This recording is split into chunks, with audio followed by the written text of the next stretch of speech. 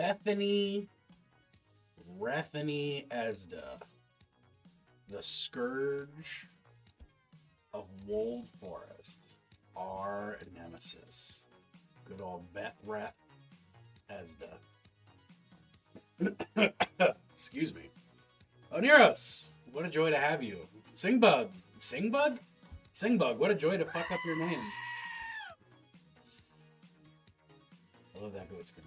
That's one of the best decisions I made, was adding that to stream times. How's everybody doing today? I apologize in advance for just the general state of my voice and breathing. I don't know why I not face. My face is perfect and gorgeous as it always is, but my voice specifically. What's up, Commander? It's just my throat is just hurting. I just got post-nasal drip. Like, I feel fine. I just, like, breathing is not happening. And not in my typical asthma way, but in, like, the exciting head cold kind of way. We were watching the train derailment talk. I didn't know that that was a thing that was happening. And now you're sad. Well, gives you that stick-up voice? Well, in that case, it's a stick-up. Watch out. So I thought I was doing D&D prep today, but I forgot my own schedule. So I'm painting models, because that's what I'm doing. What's up, Mew? Good to see you. Good to have you. Well, I was gonna say good to be you, but we're not you, as far as I know. I haven't been you before. I don't think I'm you now. Paint what your heart wants. Yeah. Well, that's what I'm gonna do. It's just I'm painting. I'm painting, especially if it's fire. I mean, my heart always wants fire. What is the first step of what I'm trying to do? Is tones on. Ooh, do I have more of this paint? Hopefully, yeah, I do. Tight. Putting some shading down on the metallic bits. That is step numero uno. Are you gonna fall again? Check whips in a few. I'll open whips right now, just to make a point. Hey. Oh God. Okay. Can't do that with my voice today. Cool.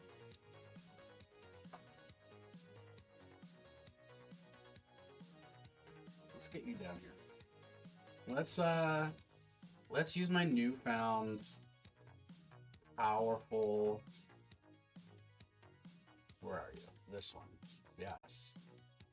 And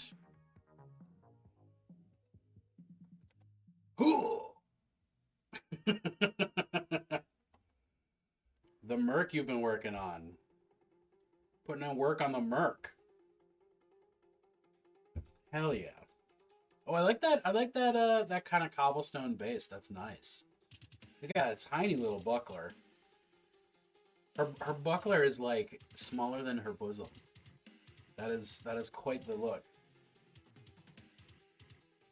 But she's looking good so far, Mew. I like this gobbo. I like all your gobbos. You're a good gobbo creator. Good gobbo, Miss Mabo. Like good golly, Miss Molly, you know? That's where I was going with that. I don't know if we landed there, but that's where I was going. I should like clean my paint space a little bit. So like, in addition to trying to paint these guys, your thoughts are very precise and rendered very accurate. My brain always does most good. I make things come out of my mouth, and they're the things that my brain were and are.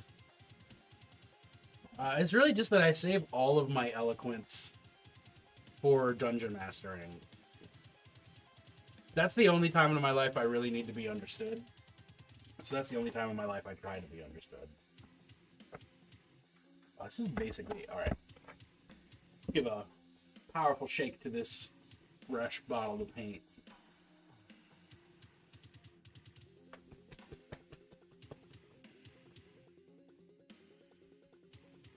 Like,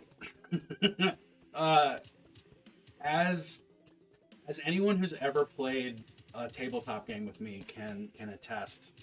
I, despite being an absolute nerd for the lore, I cannot remember the fucking names of things in the heat of the moment. I spent the last time that I played 40k with 1-inch Heroes, which was like 2 Sundays ago.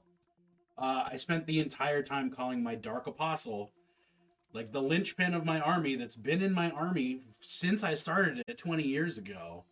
I spent the whole time calling it Dr. Bees because I could not remember the word Dark Apostle. It was just Dr. Bees the whole time.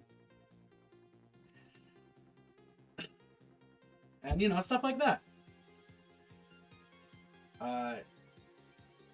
You just go with it. Dr. Bees is a better name. I think it's because I got the D in Dark Apostle and the D in Dr. Bees, and they just kind of... There you go. Alright. Now I'm going to do a very important, delicate surgery of pouring the old paint into the new one. So it's like a forever stew. Or a sourdough. You know? Yep, and that's done. Thank you for your service. Wait, so you play on Saturdays for that game, right, Aniros?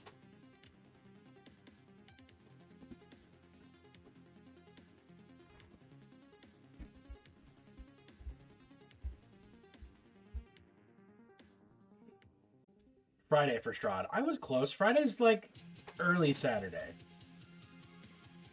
Friday's like Saturday when you just can't wait.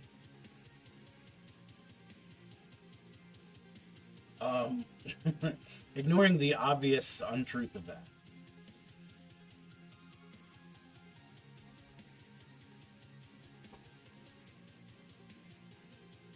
Saturday is your personal DM game. Got it.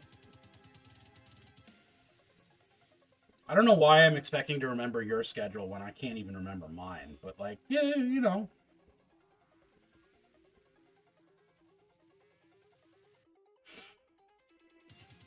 Hope Springs Infernal.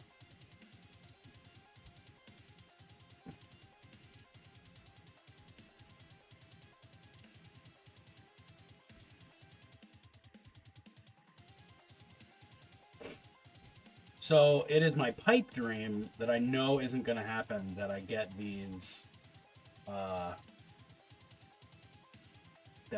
possessed done for my game on Tuesday. But, okay. So my, what's up, Freely? How are you doing?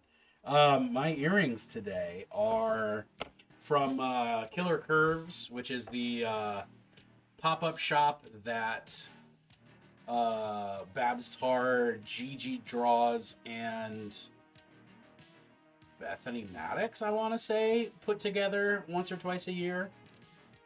These earrings are, you can't really see, yeah, they're reflective red, so it's hard to actually show off.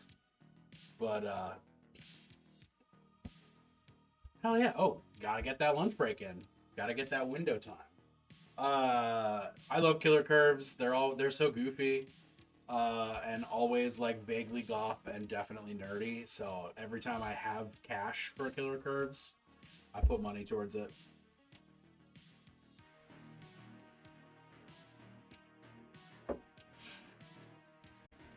Now, Oniros, that is gonna prompt me to say, why can't you wear earrings?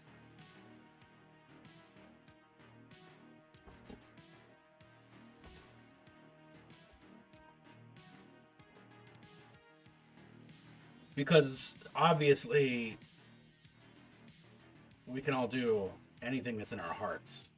We're powerful soldiers of truth and justice, and nothing can stop us.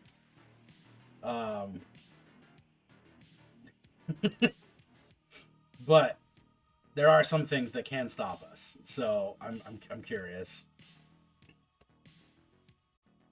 Do you not have ears? Because that would stop you from wearing earrings. And I'm not judging you if you don't have ears. I'm just saying that is the only thing I can think of that would stop you from wearing earrings.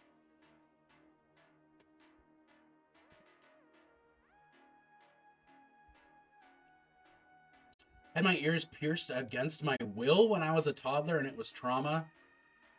They were also crooked because I tugged so hard away. Oof. I had my ears pierced twice.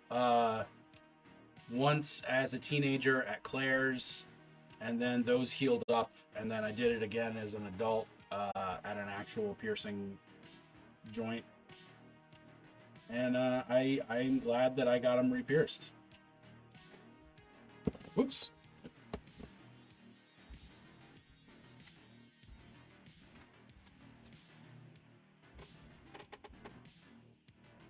Oh my golly, Clip. Coming in with points for the blind paint stream. A strong announcement of arrival. Not quite as strong as telling me I'm going to hell. But Jonas, not everybody can be Jonas. Jonas was a special creature. And I, for one, hope to one day get Jonas back in stream and interview them and ask them what their fucking deal is. Can't really get past the concept of doing what I fought so hard to not have happen. Look at all this Malort I didn't make you drink. That is, what is that, 10 shots of Malort that I haven't had because you've been hoping I'm going to paint a model blind instead? That's dope.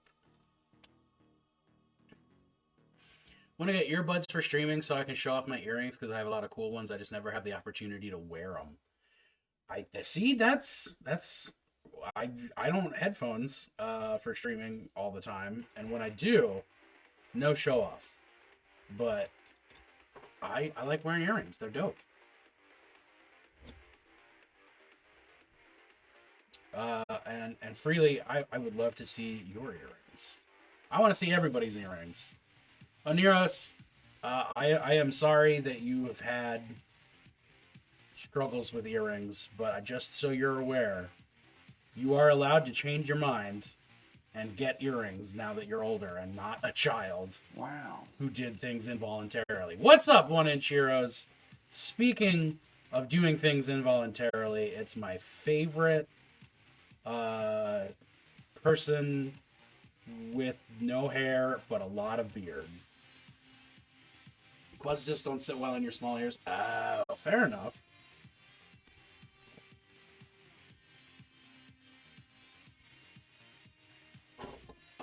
Oh, hey, actually, I should shout out a lot of people while I'm here. Your head's on upside down. I say while I'm here like I'm gonna go somewhere. There you go. We got multiple shout outs cumulatively. No, not consecutively. I mean, they could be cumulative, but I don't quite know how that works for a shout out. Although I am upwards of 100% certain that everyone here is in all of these streams because that's how communities do. We're supportive and slightly incestuous that way. Maybe you'll just get clip-ons? Hell yeah. See, I can't do clip-ons because they make my ears swell up. Like, if I get the wrong material for earring, I can't wear the earring because it makes my ears get all gross and swollen and weird. Because I have very sensitive skin. Thank you, psoriasis. But, also, clip-on earrings just irritate my ears. Like, I don't know why that pressure does it, but it does. But it do. So, no clip-ons for me, but I have holes in my ears, so I want to say that's a compromise, but that is sort of the definition of not compromise. It is, in fact, as far as possible towards not compromising. I guess a compromise would be put holes in my ears and then put clip-ons in the holes, which seems unnecessary.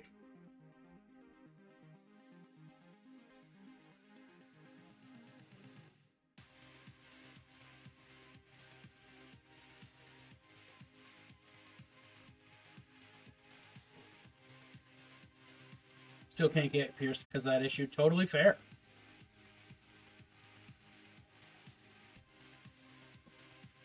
Finished up Eradicate rap dib do do. Wow, my words can make. I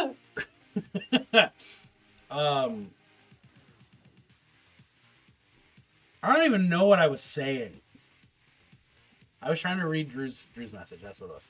Finished up Eradicator Squad 1 last night, starting on Squad 2 today. Hell yes.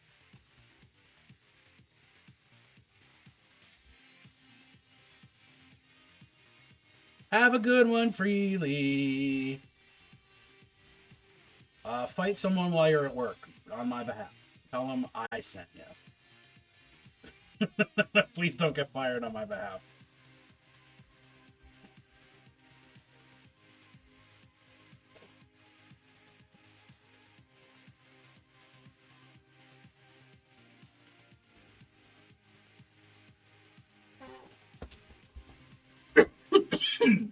Excuse me. Drew, I finally started painting the dice that I own that are from the thing. What is it called? Secret Santa. Video fame versus real life problems. You completely destroyed a pauldron. How did you destroy a pauldron?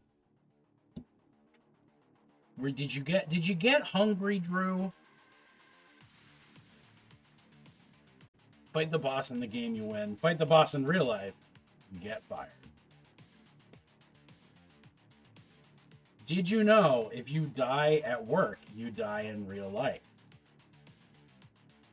And it is literally the worst place you can die. Can you imagine having to haunt your workplace? Like, ugh. Doomed for eternity. Ever since your bro fixed you up, I can see every hair on your knuckles. Oh, hell yeah. Why is that more depressing? He did good. He's a powerful doctor. He changed some settings. And now we can all see all my minis all the time.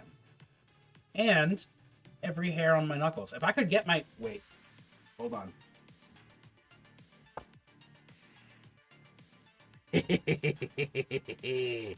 Can you see me? Can you see me? Cool. If I had to hunt the workplace, I would make everyone take all their breaks.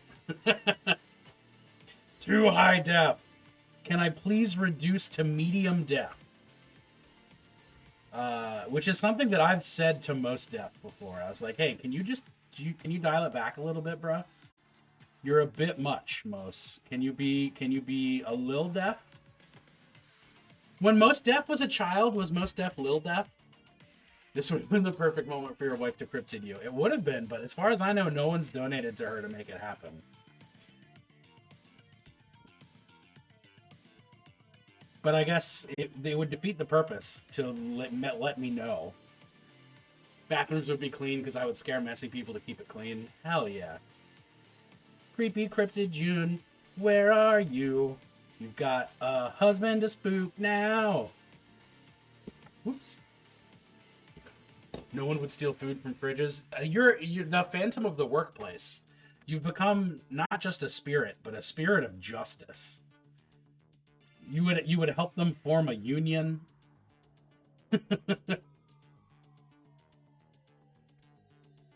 Oh, what a world we would live in.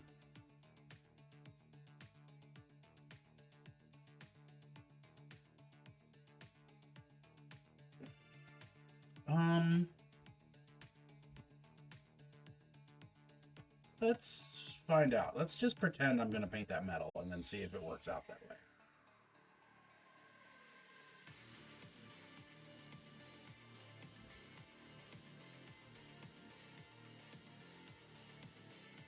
Bad customers, not a problem when you can spook them as a ghost. That's true.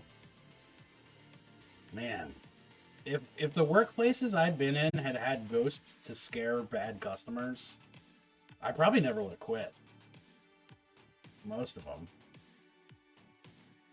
No, because that's not fair. Because you quit. You don't quit workplaces. You quit bosses. I know that that's like a saying, but I I fully believe it. I pretty much everywhere that I've quit, it's been because of my boss at that place.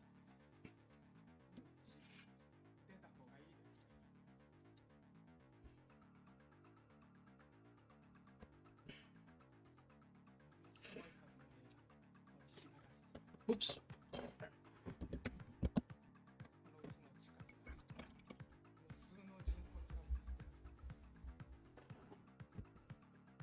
Thank you for your service. Now it's time to dry brush with your thigh brush. Oh, baby.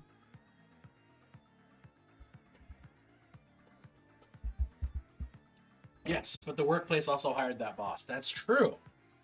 No, that boss is your boss's boss hired your boss. The good thing is you can always blame a bigger boss. The bad thing is you can always blame a bigger boss.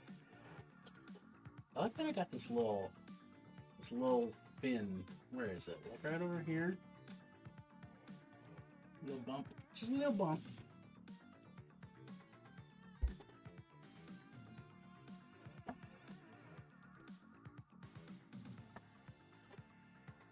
Tarrasque equals final boss. Yeah, well, that's Tarrasque is the final boss of capitalism. Yeah.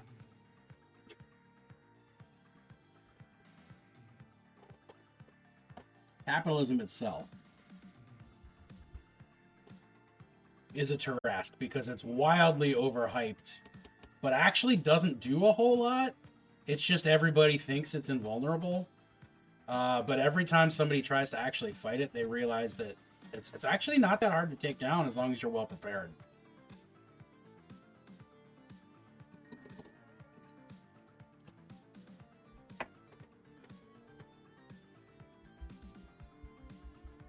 Mr. Moneybucks, the Tarrasque. I once quit a job because of a toxic work environment, horrible leadership bosses, and terrible customers. Pulled the hat trick. Oh, well, that's not the hat trick you want. That's a bad hat trick. What do you call a bad miracle? Well, you call it whatever that joint was. Just a tiny little, like a human-sized top hat and monocle on a Tarrasque that is otherwise Tarrasque-sized.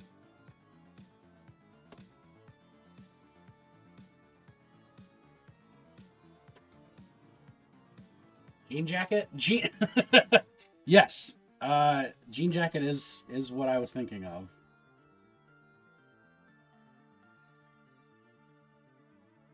God, I loved Nope. I want to watch Nope again, like, already.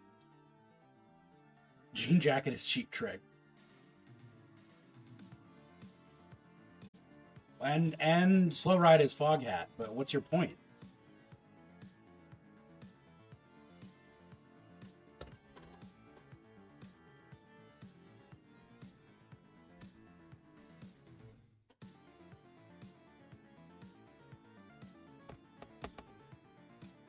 God, I want to listen to Slow Ride again. Like, Slow Ride is... They're not all going to be gems. You didn't like Nope? Well, I liked Nope. I thought it was some of the finest cosmic horror I had seen recently. But I'm also just a big Jordan Peele stan. I like the way he does his everything.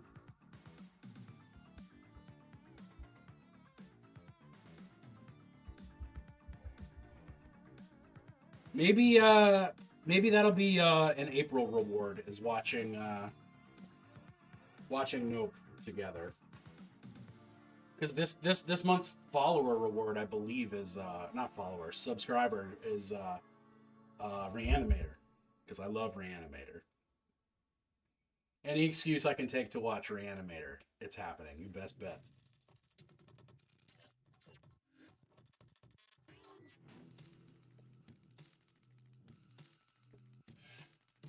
I think it was that it took me a long time to figure out what was happening in the tube, trying not to give it away. Ah. Fair. I can understand how that would be confounding and not particularly enjoyable.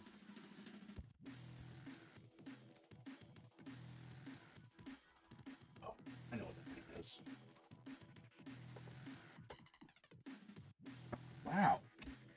There's just a whole layer of crust. All right. Now that we've made that paint better.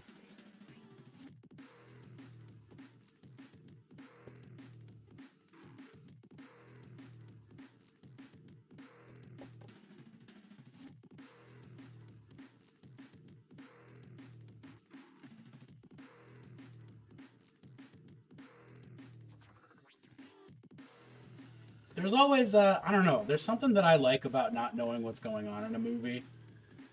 Like, there's a certain level of it that is just perfect for me. Like, okay, so for instance, the last week, I want to say, wifey and I watched Skinamarink, and I a lot of movies like Nope try to describe things as cosmic, but are aggressively like, I am being intentionally vague. I think that's what cosmic horror is, though. I don't know. I think, well, I also think that I think that people lump weird and cosmic together when they don't necessarily need to be. Uh, and don't necessarily should be. Don't should be. My words am good today, folks. Um, nope, that just took my brain so far out of actually having a conversation. They are, though. I mean, I think you can be weird without being cosmic. I'm not sure you can be cosmic without being weird.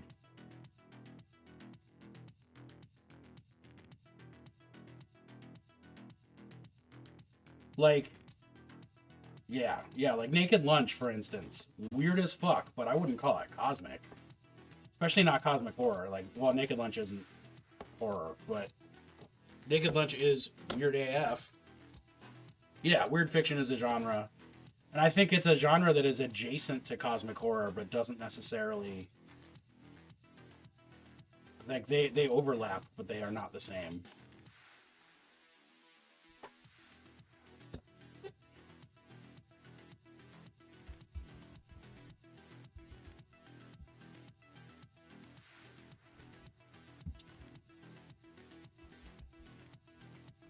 I don't know. Yeah. But anyway, I mean, we don't really disagree on this point, is really where we're landing. But, forgot what I was originally going to say. Like,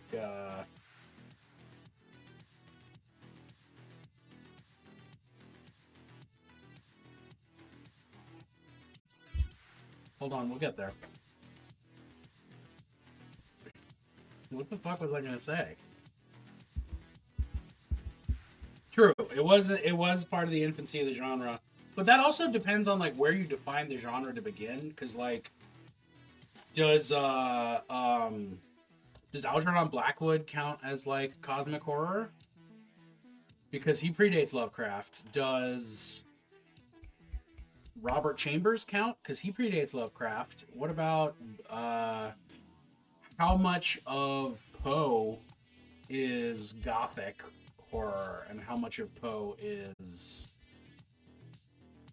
I don't know, something else, or weird cosmic horror, weird fiction? What about like Baudelaire? Like, who's the guy I'm also trying to remember the name of?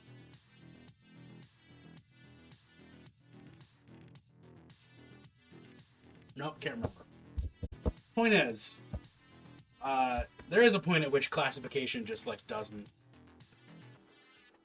mean anything.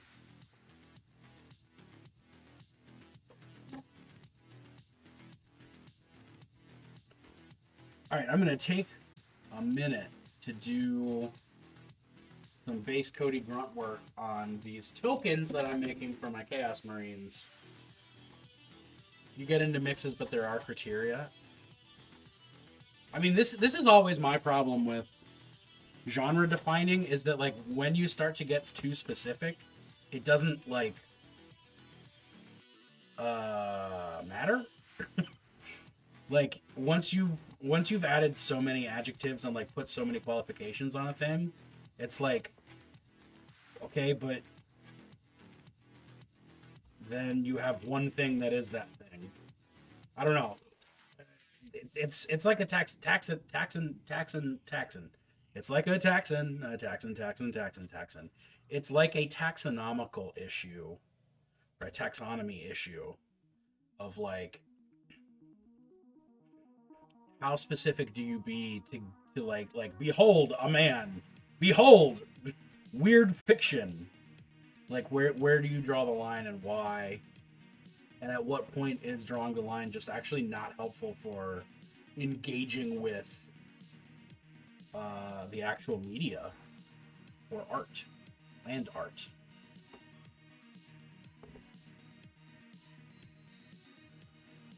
All this to say, to get back to the thought that I was having, which was I like not having things explained to me. I like having to think about shit. I think the list is small and you want no definitions. That's hard to do. Come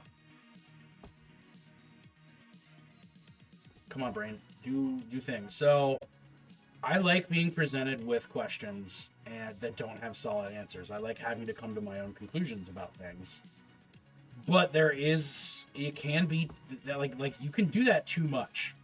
So I watched Skinamarink with Wifey, I think last weekend. I'm pretty sure it was last weekend. Whilst watching it, bored out of my gourd, did not enjoy the experience. It was too abstract for me. Just couldn't find something to chew on, and like just wanted to be done with it. But since watching it and thinking about it and thinking about it and thinking about it, I think I really like it. But I don't even know if I want to watch it again. Like, I think if I watch it again, I'm not going to enjoy it as much as just having thought about it a lot, but only seen it like the one time.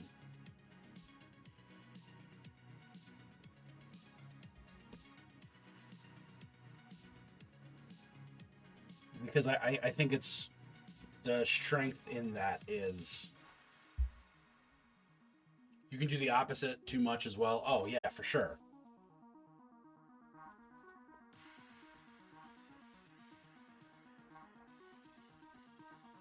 What do I like about Skinamarink specifically?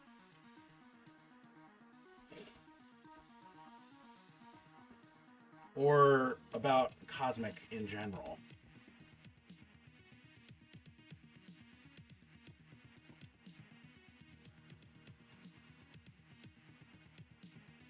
Although also I'm not sure I would call Skinamarink cosmic horror at all. I think it is weird horror. I think it's abstract, surreal horror.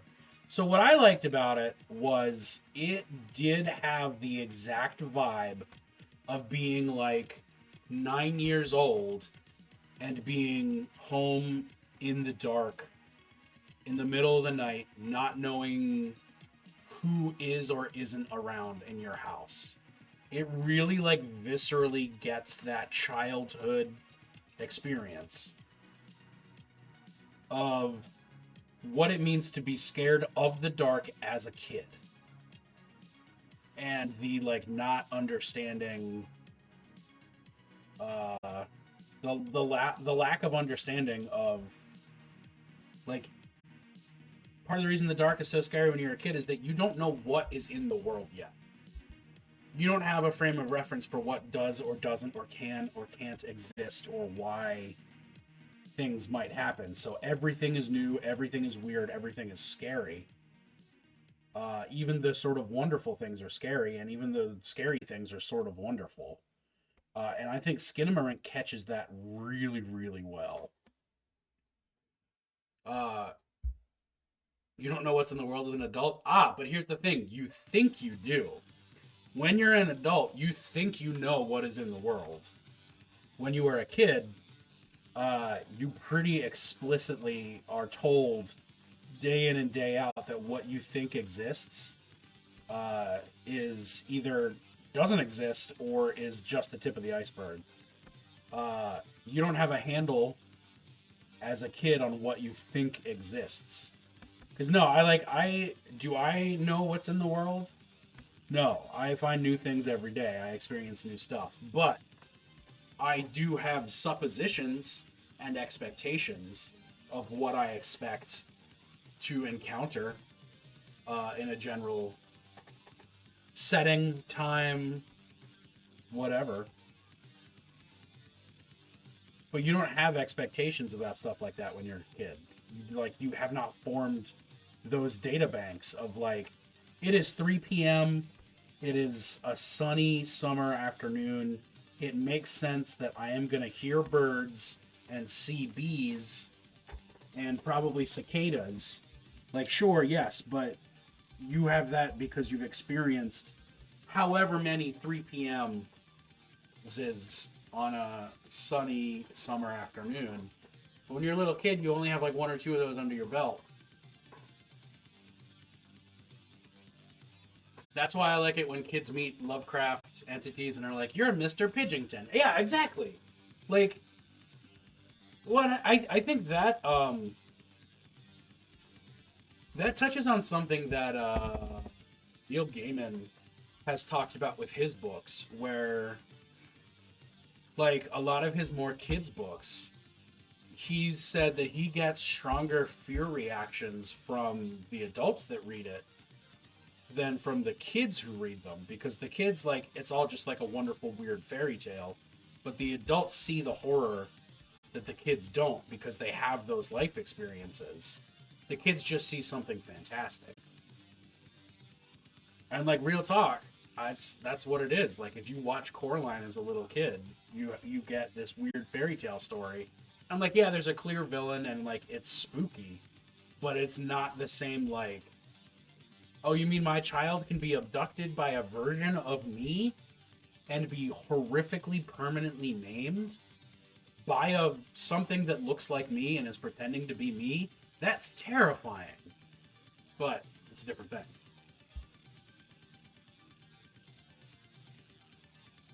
We're getting in deep today, folks. We are having philosophical thoughts while we paint monsters. Those are some of my favorite things to do.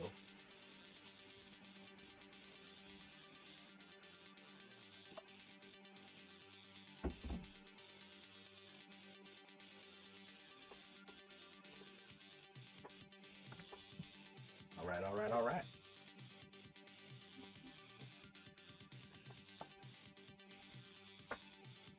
Now some dry brushing.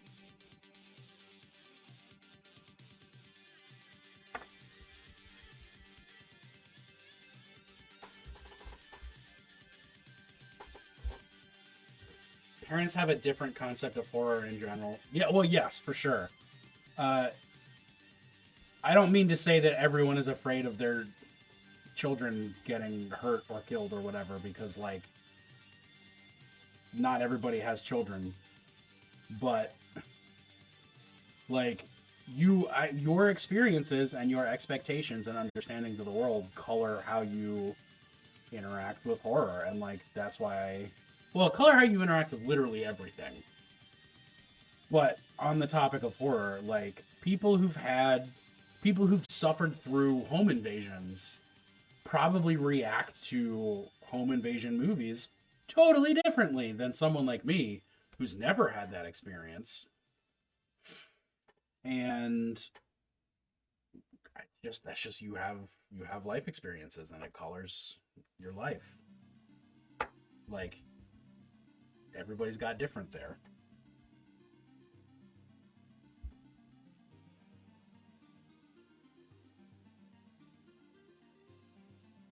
And, like, I remember watching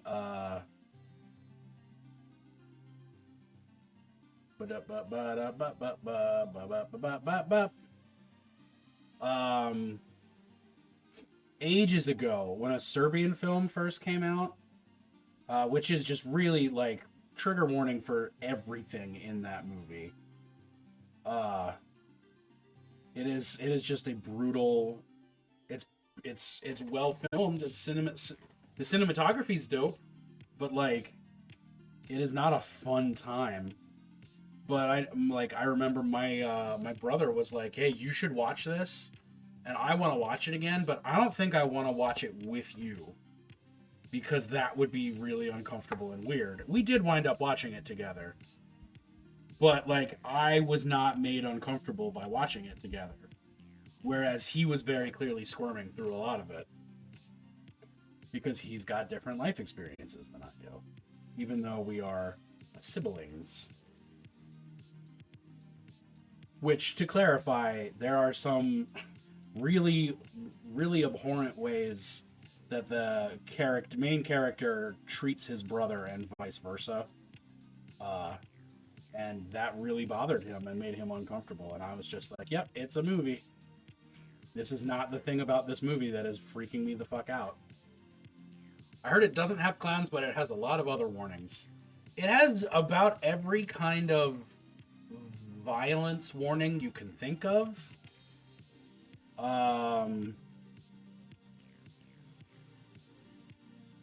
And like just about every gross sex act is there somewhere.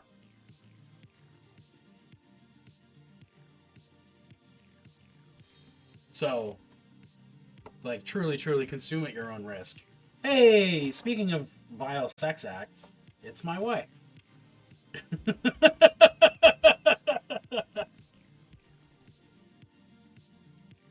We were just talking about, God, I can't even explain that. Just the timing was just really good, and I couldn't stop that. Wow.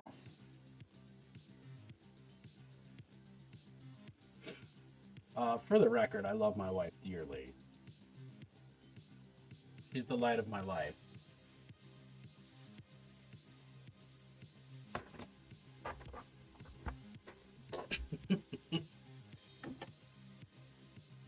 We were talking about a Serbian film, the movie A Serbian Film, not just any old Serbian film. And I was saying that it has a lot of really awful, violent, and sexual acts, vile and violent sexual acts. And the timing of you in chat just sort of was perfect for that. Because we're talking about how personal experience affects your interaction with media and horror, particularly. Because I really liked Nope, and in retrospect, I really liked Skinamarink. But whereas I want to watch Nope again, I do not think I want to watch Skinamarink again. I think that I will not gain enjoyment. I haven't had a chance to talk to you about this, but ever since we watched Skinamarink, I have been fucking thinking about it and thinking about it and thinking about it and thinking about it. It is stuck in my thought meats like a worm. And I think I really liked it, but I don't think I ever need to watch it again. Like,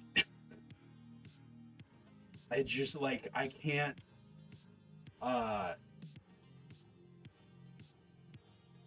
like, yeah, it was good, spooky, surreal. It got the flavor of being a scared little kid down, like, perfectly. Just to recap the conversation that I had a while ago.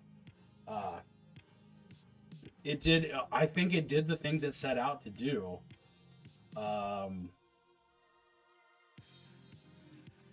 But I think that chewing on them, you had me muted about it. Totally legit, you're work lurking. You have things to do. I'm just pontificating and painting. Paintificating, if you will.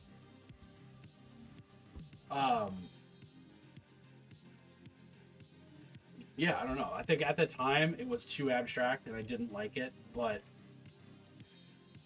now that I've been thinking about it, it's just the right amount of, like, weird. What am I doing? I'm talking about movies and life experiences. What is the next step? It works well as a memory of a film. I mean, it kind of is. It was like filmed as a memory of a film, which I think is the problem with actually watching it, is that it's so, like, ephemeral. That, like, actually watching it is like, this is nothing. But then thinking about watching it, you're like, oh yeah, okay. This is my highfalutin theory about that movie. I just highlighted them.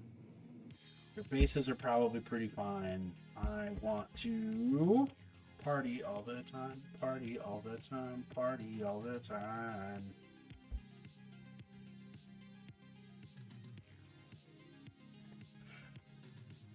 I don't want to fuck with those because they might not be dry. I think I'm gonna... I guess I'm gonna play with these dice a little bit. I need to do those pips. The thing I'm most excited about today is our Blades play-by-post game. Hell yeah! I'm excited about that shit too. What else has been said?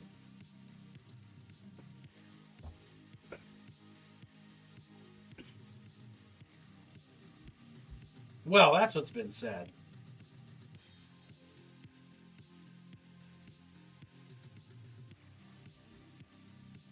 All right. So what? Right. Cool. We're there again. Yeah. So I'm gonna paint the pips on these dice real quick. Well, normal speed, really.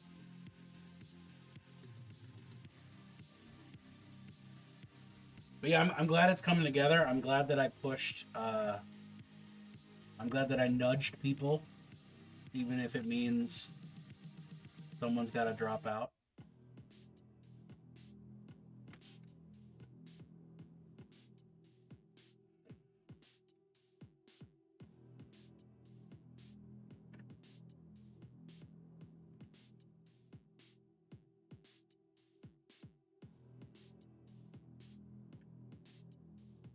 Where's my handle? Well, I'm not using it for my dice, but it is right here on my desk. I I'm not used to using it yet, so I forget, even though I'm looking at it, I forget that I can just like stick some minis to it and get painting.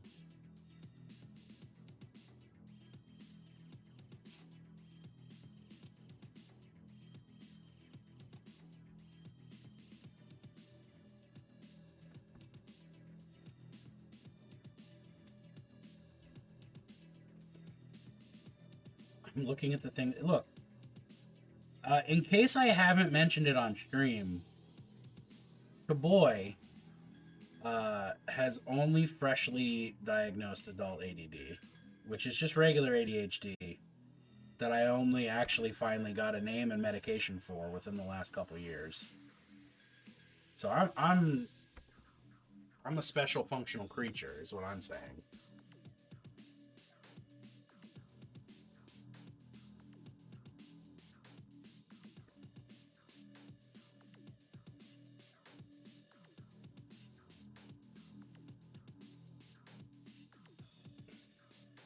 But also, doing it with dice sounds difficult.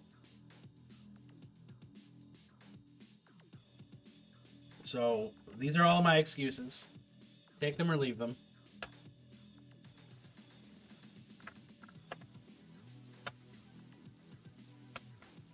Oh my word.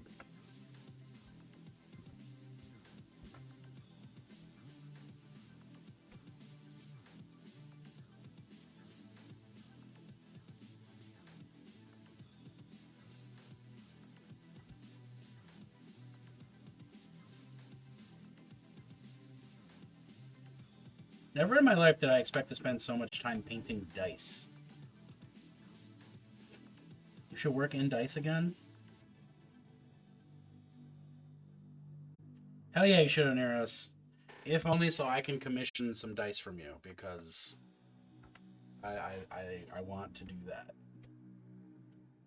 It begins.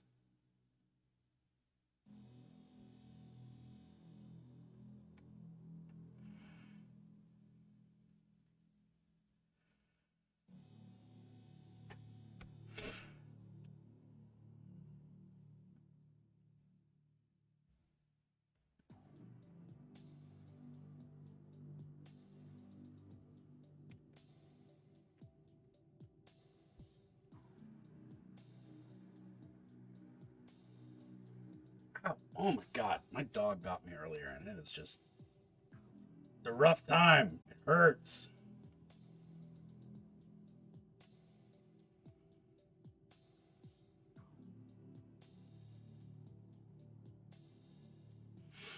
Just have wow, I can't mouth good. I've just upper respiratory stuff because of allergies and sick. Totally fair.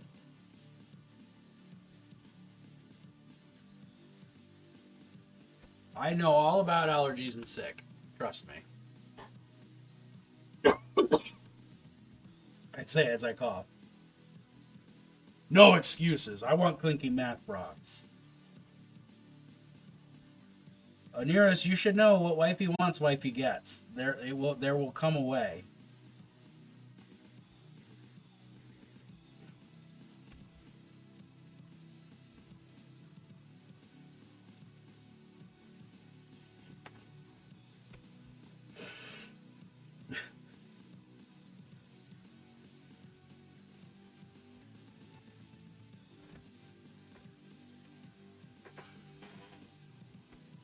Oneros, I demand you injure yourself for the sake of internet friends.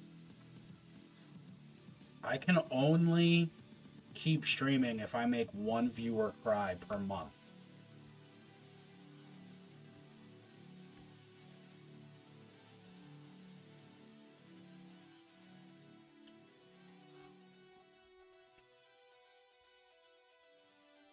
That's the dark pact I've made with our Lord Bezos.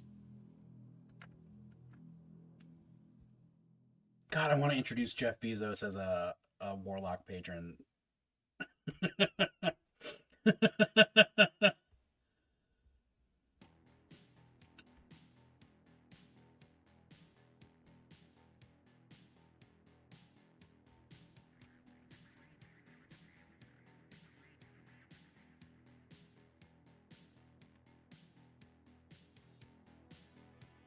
Try at least twice a month, but I find it cathartic and it's not your fault.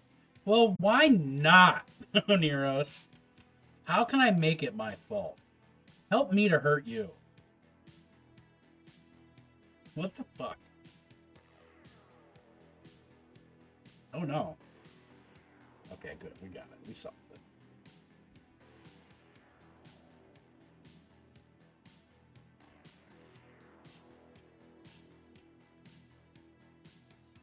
Also, I cry all the fucking time.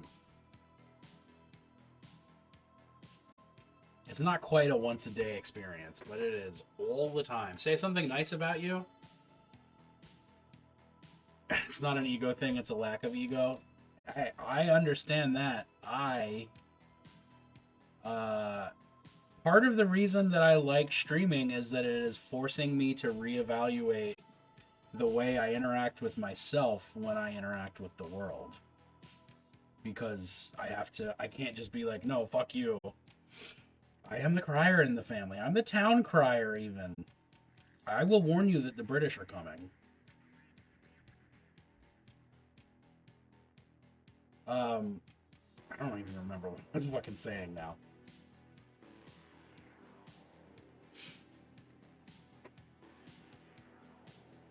I cry a lot. Shellless Turtle and known hateful Republican Mitchie C is apparently in the hospital over a fall. I heard about that. He had a little trip, and we're gonna see him next fall.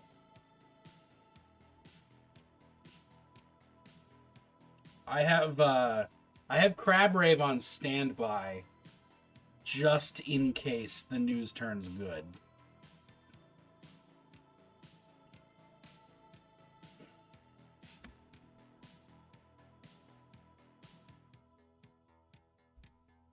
I will run down there and do shots with you. Yeah, fuck yeah, I'll do shots about... If Mitch McConnell dies, I will do shots immediately. The moment I find out that his death has occurred, I will do a shot.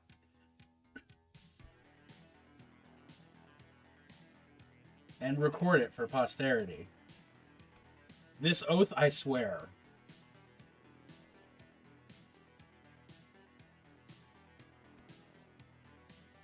The guy who looks like the monster from Pan's Labyrinth? Yes, that guy.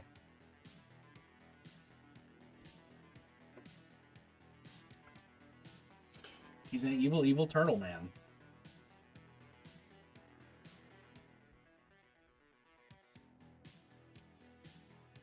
Oh, I'm making a mess. Alright.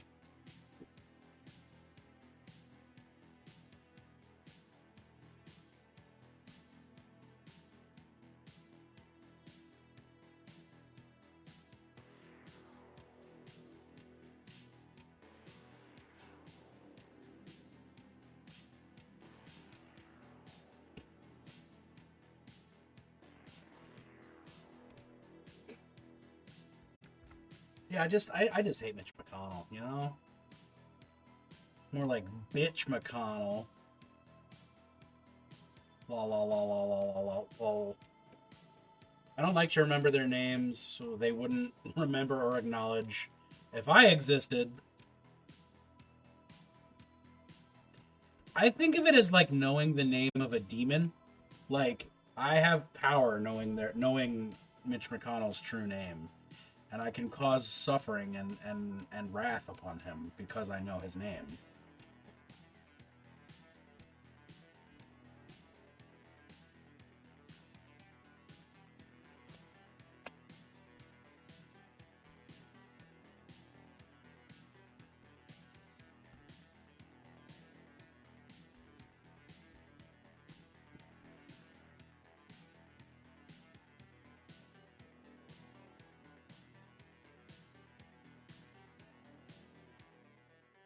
Is that because I'm also a chaos magician? Probably, but that's neither here nor there, I think.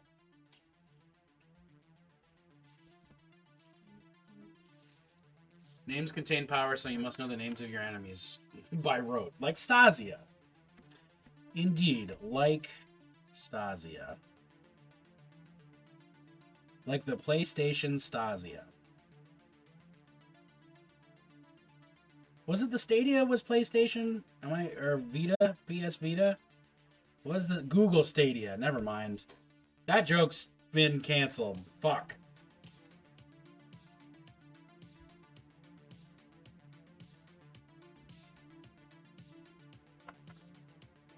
Yeah, no. Google Stasia is the joke I should have made and failed to do.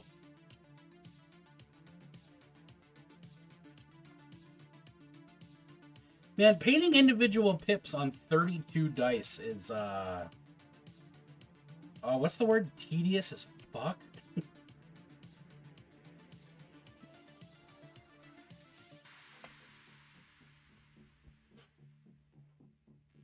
IDK, where you got game systems from? I've just been on my Dr. Pick brain today. Because Stasia and Stadia are one letter apart.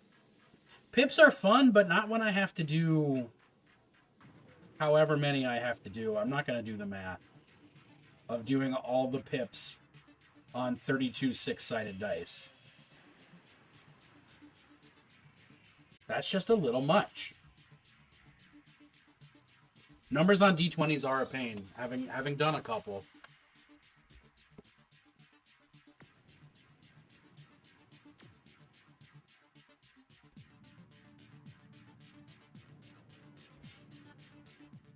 Bennett's going to repaint a set for me because they're hard to read. Yeah. I picked a color I thought would look really pretty. And I wound up doing that, but also picking a color that's very hard to read. So, yeah.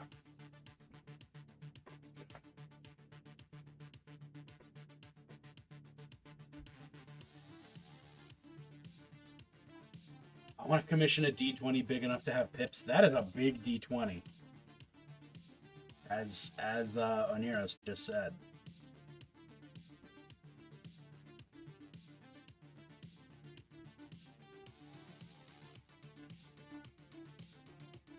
It's actually green, but the fact that you can't even tell it's green means it needs to be repainted because you can't fucking read them.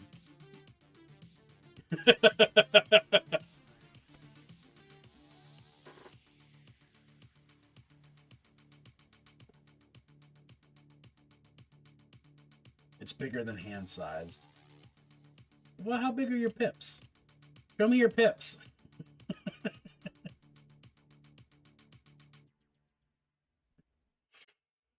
I can tell it's like a chartreuse, but the dice colors don't really work for it. I'm just saying.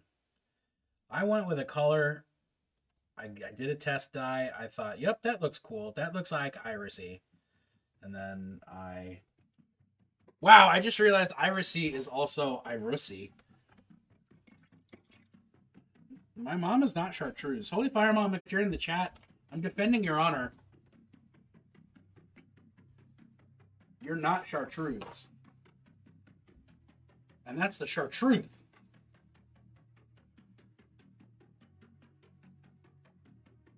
Dun dun dun.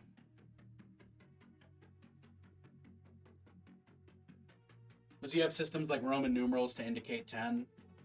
No, well, no, that's because then they're not pips. They're pops. They're poops. They're pups. They're Pinterest boards. Man, I gotta give myself a pop for Chartreuse. That was a good one that no one acknowledged.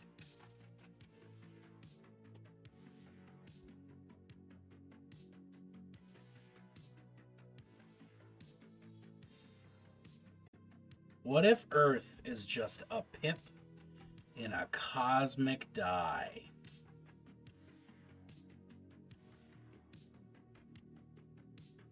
What about that? Checkmate, atheists.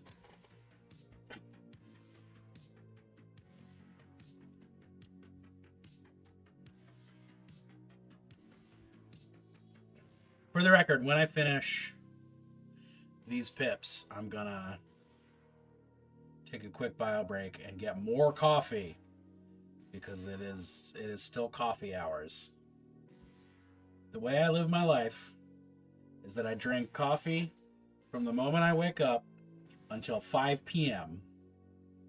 And at 5 p.m., I swap from coffee to alcohol. And throughout the day, I drink water.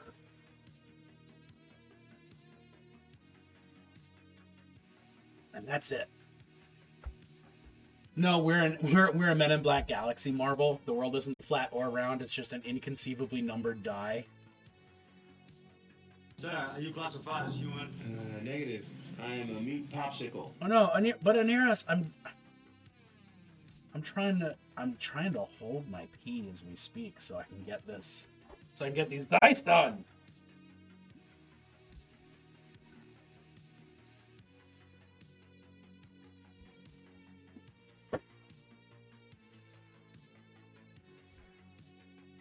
I did it.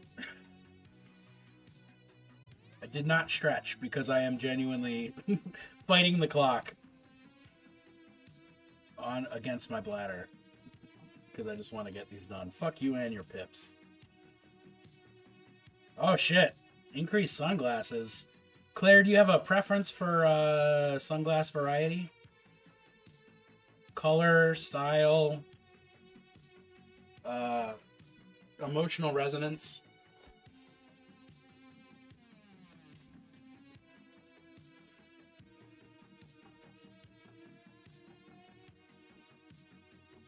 Dark. Okay, that's helpful.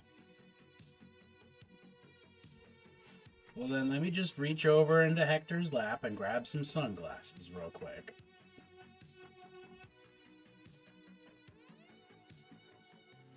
Oh my word. Alright. We got nice orange ones. Ooh. I feel so tactical. Oh, it makes the lavender of the... Well, it makes the purple... Yeah, it makes the lavender of Twitch's interface look actually, like, very, very attractive. I like that.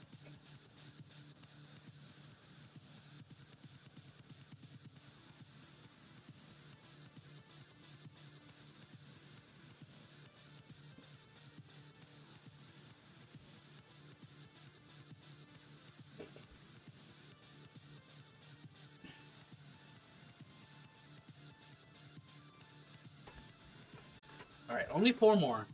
Only 4 more. And then I can get up. Then my penance will be served.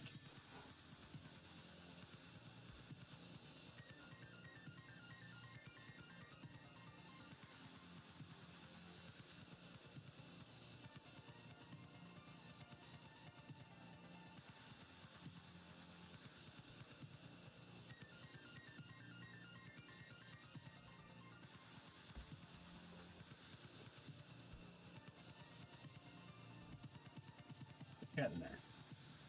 We're getting there, by golly.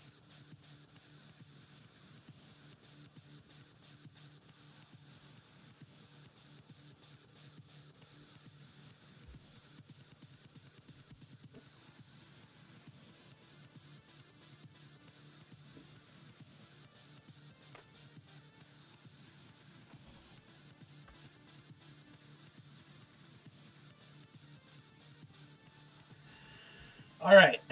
So here's the crucial question that I want everybody to be thinking about when I step away from my break. While I'm gone, I need everybody to chew on this thought. This thought that I'm going to say very shortly. I need everybody to think about with all their brain power, everything you can muster, anything you can spare that isn't keeping you going today. I need you to put it towards this question because it will be a deep thinker. This question is going to be the most intense, life-altering question that you've ever heard. No mustard, only mayo. That's all right. We're not doing mustard. No mustard involved. So the question that I'm going to ask you to think about while I'm gone is, has anyone ever been far even and decided to use even to go want to do look more like? Riddle me that.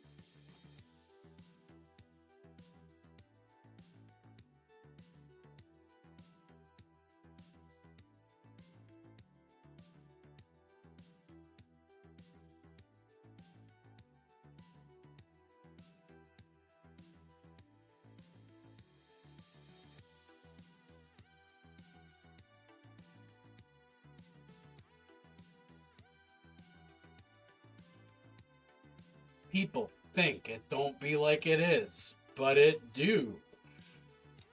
It really do.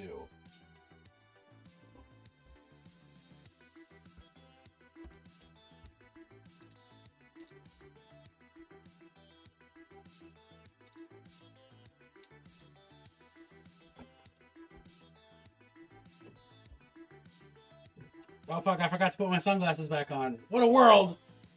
Hold on. Alright, I apologize for What that the dog doing? lapse of everything. There's a dog? Oh, no, there is no dog. There is no dog. There is a lack of a dog. Dog is upstairs harassing wife while wife makes lunch. Where? There we go.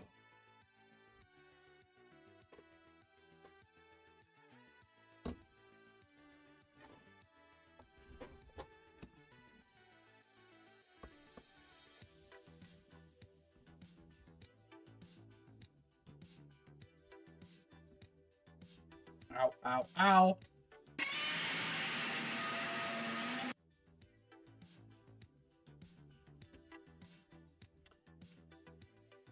Claire, that was quite rude. The cheese tax, the cheese tax. Is this dried up? Am I not going to be able to use this for paint? I hope not. Let's formulate a danger plan.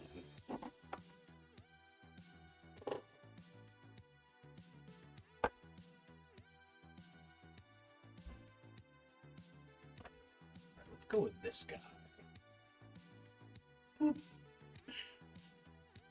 Get a little contrast medium and just toss it in there. Mix that bad boy up.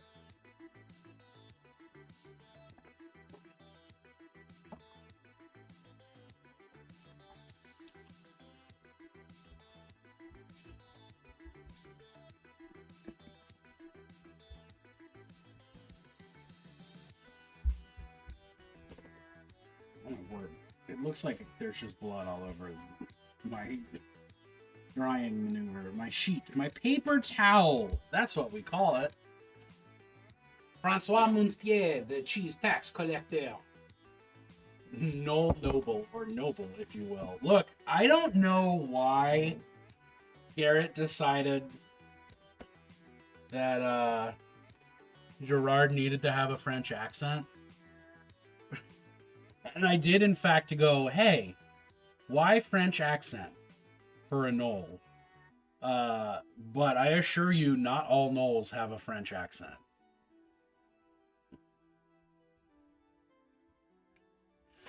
I would even say most don't. At least in my homebrew world.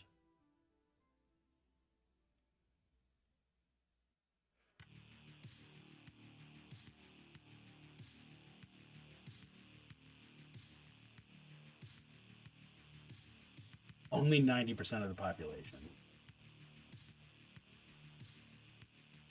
I love my D&D group. I love them to death. They're the best.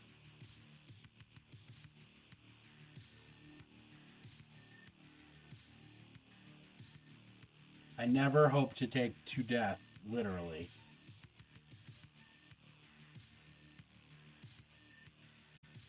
No, but like real talk, like to part the curtain, when he told me he wanted to play a Knoll artificer with a French accent, I said, is there any way I can get you to budge on any of those three things? Are all three of those integral to his character? Yes, he said. And I said, okay, it just feels like a joke, but I'll let it happen. And now we have Gerard. I do have vague framework for a Parisian heist.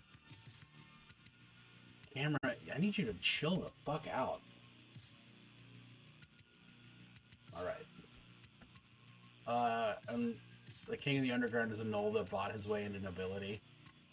There's at least 2 French Knolls in our play group. No, there is 1 French Knoll in our play group. Because the other one doesn't exist until I play with it.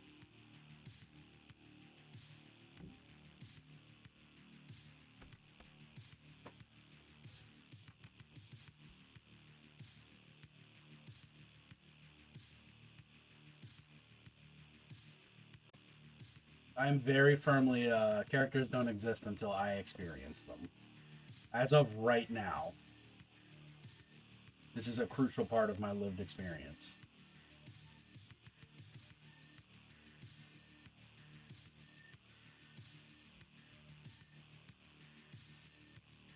Mine went into the party hysterics over the word moist. They started screaming and booed, so I said pick a different synonym, and they did, only for someone else to pick it up again, and we were derailed for 20 minutes.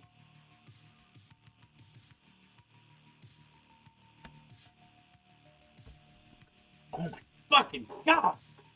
Dude, my dog hurt me. It hurts. I feel bad. I do not understand this weird obsession people have with moist and either really hating it or really liking it or just liking to be a pain about not hating it.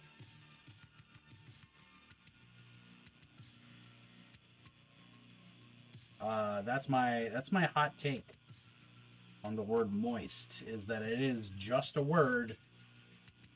Baron Lequestrius Pommier is a delight, and I wish to present him one day. Well, you just might.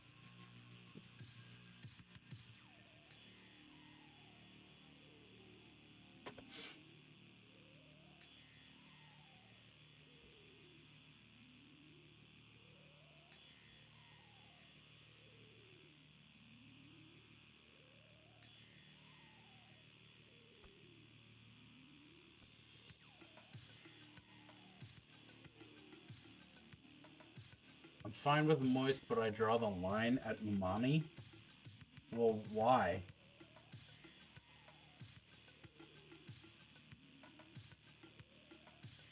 That's completely nonsensical, Claire.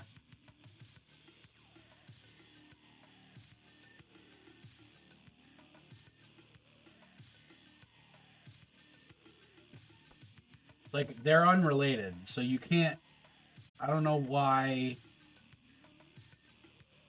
Well, I guess you could have moist umami, but, like... I don't know, I don't get it.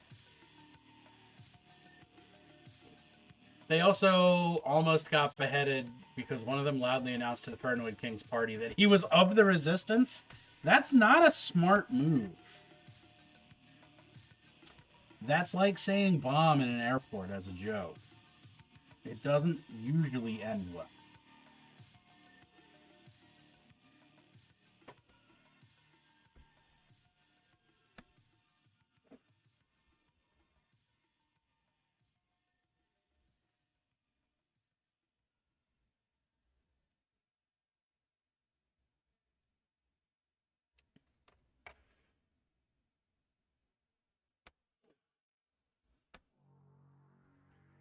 Claire, why don't you like the word umami? I would have thought you, who loves the idea of the Dami Mommy, would be all about, ooh, mommy, but apparently I'm wrong.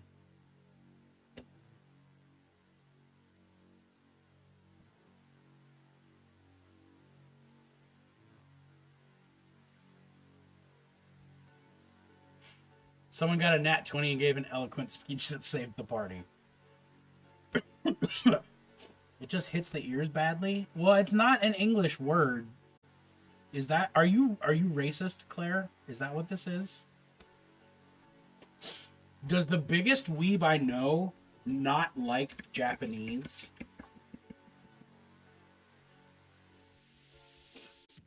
Is the disappointment there is no mommy, only umami?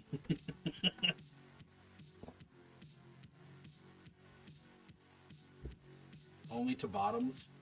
Wow.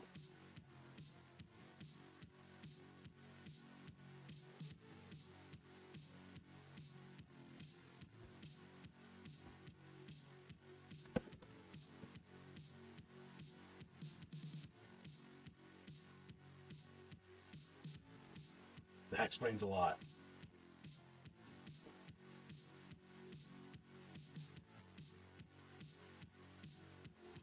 Snake!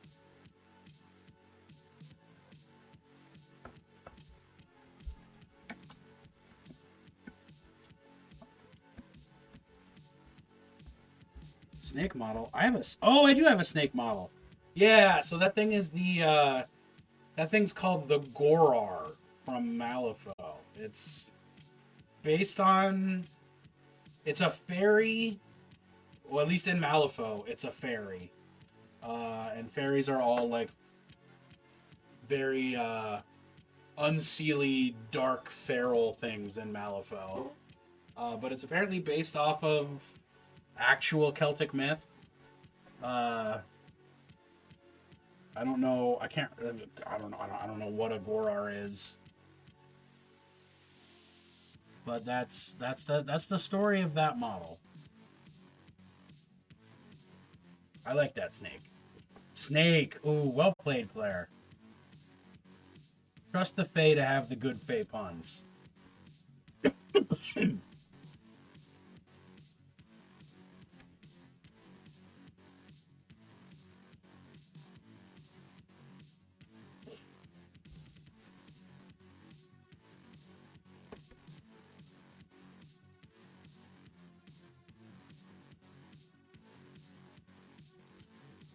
Dude's weird little stubby backpack tail. I love it.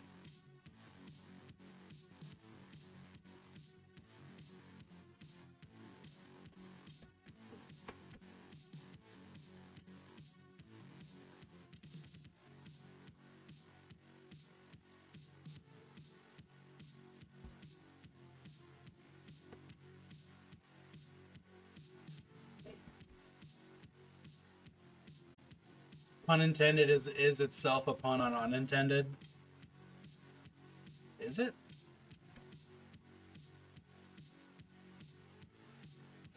Can I get written proof of that from your doctor? My warlock finally saw her finally saw her patron again. She cried. She missed her snack bro. I miss my snack bro. I don't even have a snack bro, but I miss my snack bro.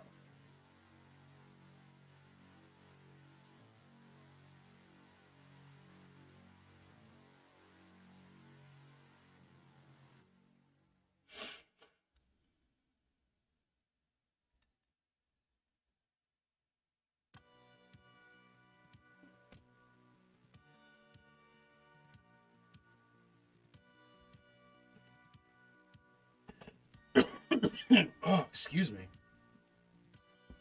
Oh, shit. I have a painting handle. I can stick these guys on Tibble tabulas and use my painting handle. I forgot. Alright, I'm getting back into it. We talked about it. It's happening now.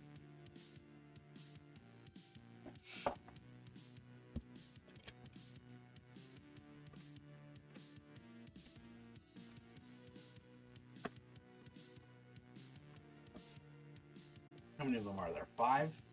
Yes. Oh, cool. I can use everything. Also found her dad. Wait, can't read. She also found out her father helped her meet him to begin with. Oh, well, that's dope. We love that for our warlock.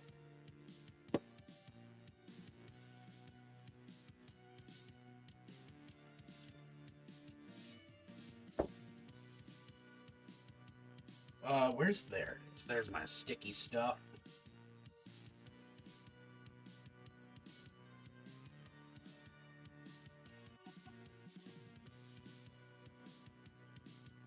Getting this out might be harder than I thought. Also, that's what she said. Her. Here we are.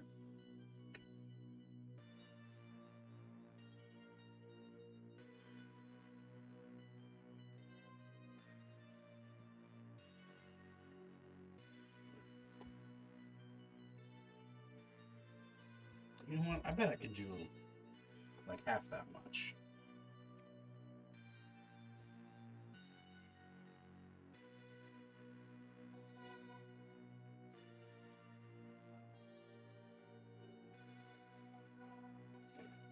Yeah, let's go. Ouch. Sharp. So what did her pops do to help her meet her snake bro? What's the story there?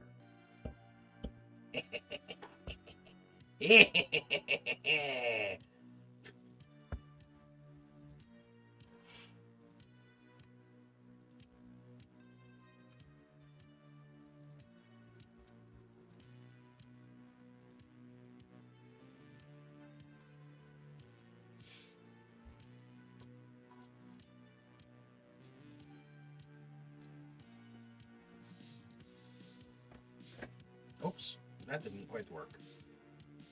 Let's make longer, please. Thank you.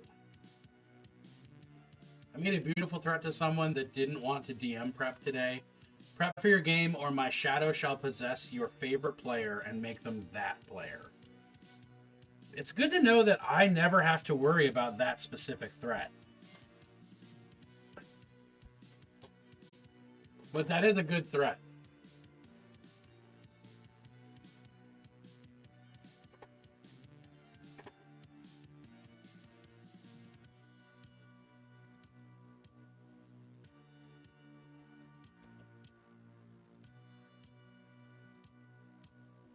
I hope they're doing DM prep now. They better be doing DM prep. If they're not, give me their phone number and I'll call them right now. And I'll give them a hard time about not doing DM prep. Whoops! Did not work. Do you not have to worry about that because I'm your favorite player? I can't. You know I don't have favorites, Claire.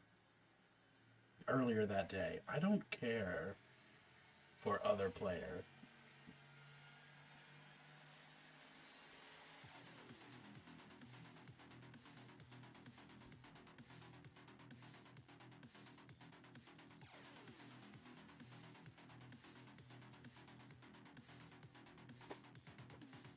There we go. There we go.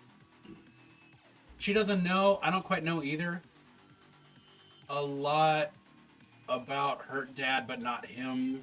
The most that I know, her patron picks people of great talent who are having a hard time making it to their best self. Sounds rough. That sounds like a mom answer. It is the finest diplomatic bullshit that I could spew. So yes, that's a mom answer. Unless, shout out to Holy Fire Mom, your mom straight up tells you which kid she likes more, and it leaves you permanently scarred.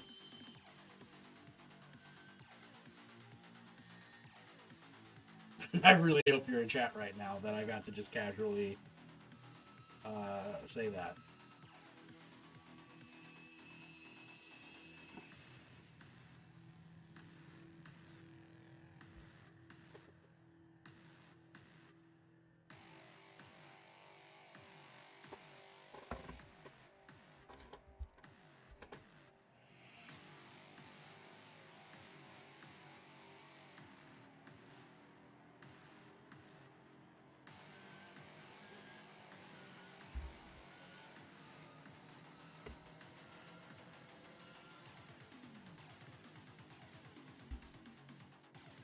Every DM has a favorite player. It's only easier for me because I've only DM'd for 4 groups and only speak to one person still between all of them. I mean, I definitely have favorite players on a session-by-session basis. I don't know if I have favorite players on a overall sort of scale, you know?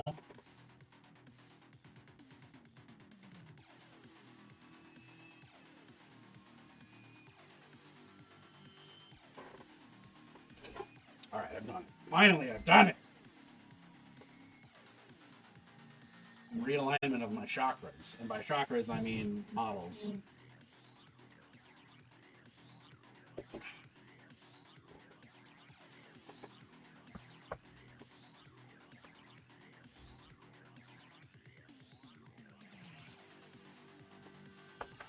It's good enough. It'll do.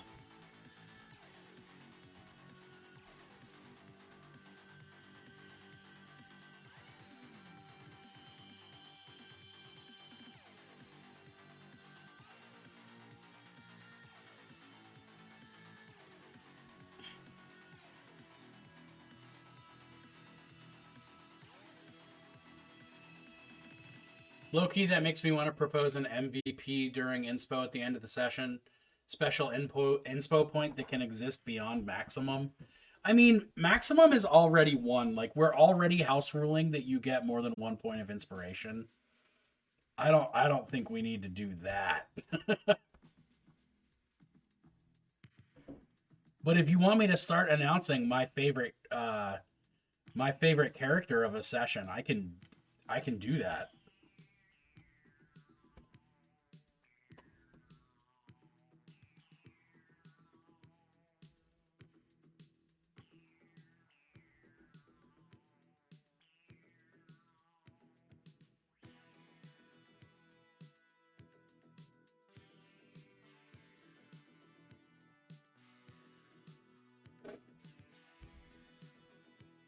Start with last session.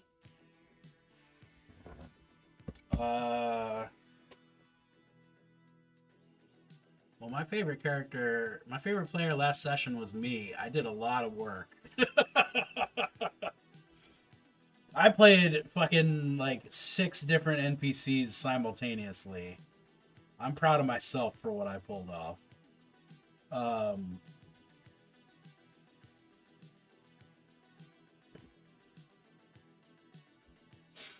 Not counting me, I do think that I think Solaria was the main character of last session. Shut up and take my money. What? 1inch Heroes cheered 10th part 1 of your imprint is Excuse me. underway. Bun. Hell yeah! Thank you, 1inch Heroes. I was trying to gasp with excitement and I wound up just dying a little bit, so that's cool. I'm excited to paint that dragon. Excited to do it on stream with you.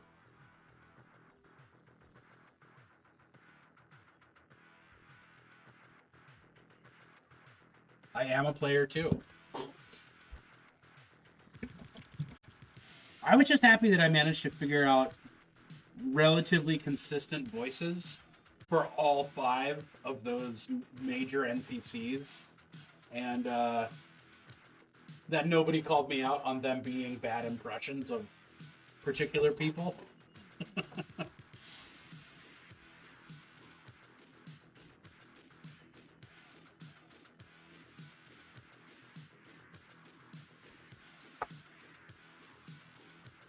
Yeah, you gotta figure that out.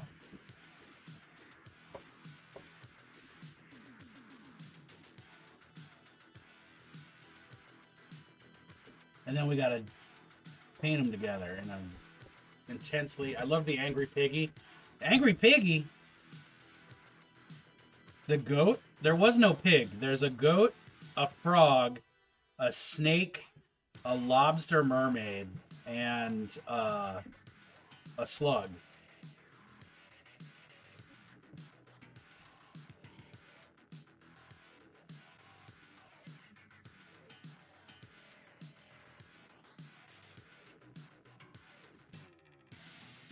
Unless you mean Timonis, the quilled one, Halvis. Halvis is a frog. I apologize, I did not explain that particularly well. Clearly.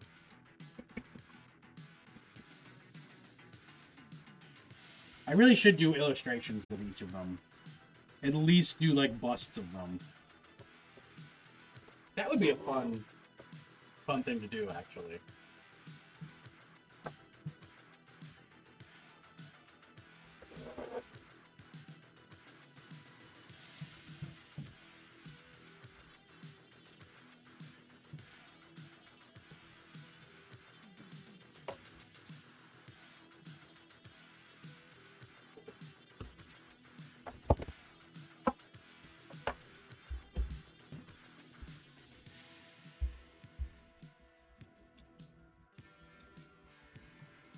There was a lot of Timonis on my /Solaria's mind body last session. That's true.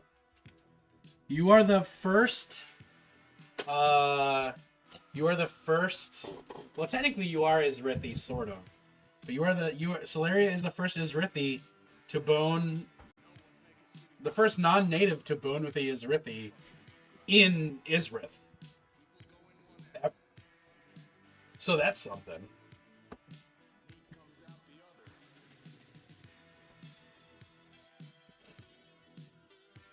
Oneros, I await your return with roses and paper shredders. Celeria got porked. Oh my.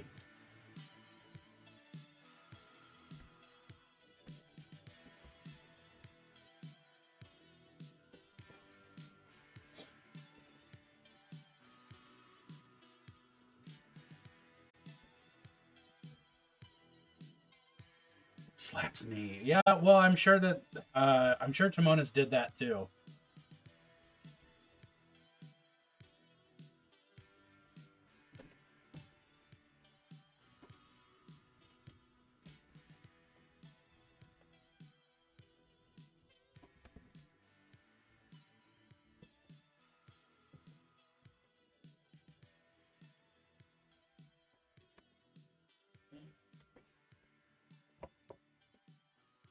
Although, admittedly, that would be a very weird thing for your sexual partner to do. Is like slap your knee.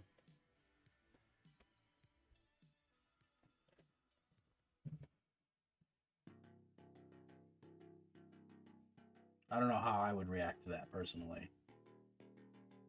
Oh!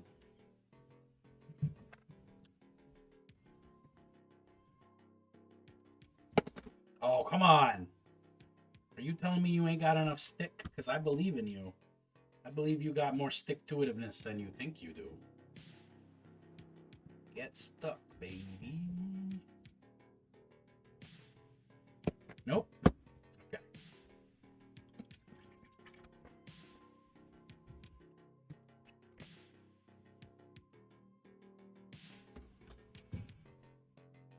I haven't thought hard enough about Celeria that way, aside from bi-lesbian with DILF vulnerability. Who doesn't have a DILF vulnerability, though? Like, that's just the way of the world.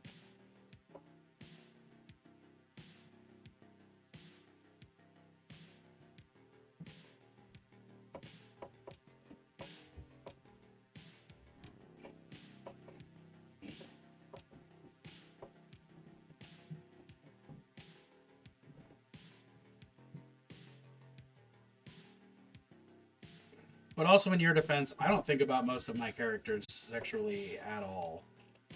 With the exception of Lucius, who is just the brattiest bottom to ever bottom.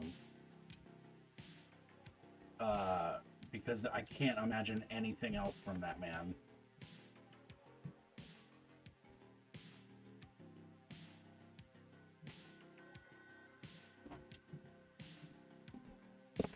Oh my word! This sticky tack needs to be restucked.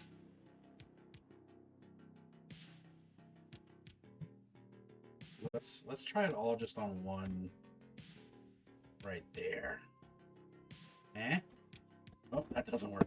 Okay. Note to self: better sticky tack. Better / more sticky tack.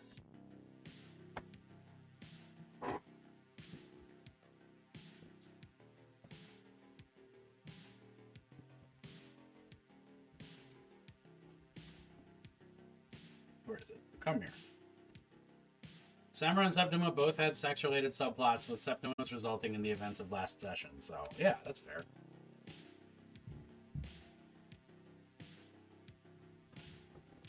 Lucius just boned off screen a lot. He was a horny boy. Da-da-da-da-da-da.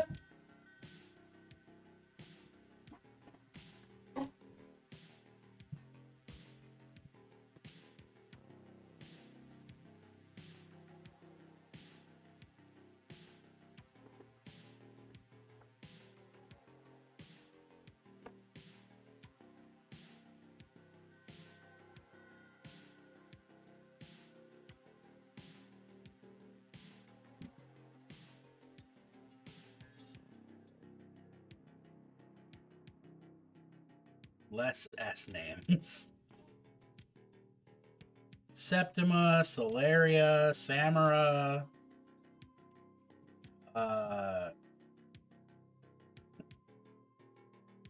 Is that a trend? I think that qualifies as a trend.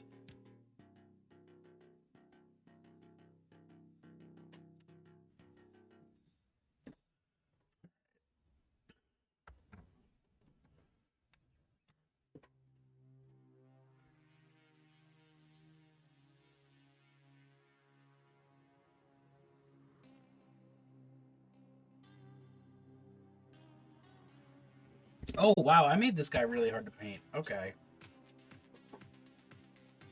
And I need more sticky tack. Alright, so, having used sticky tack for, like, the first time, basically, you need more of it than I thought you did.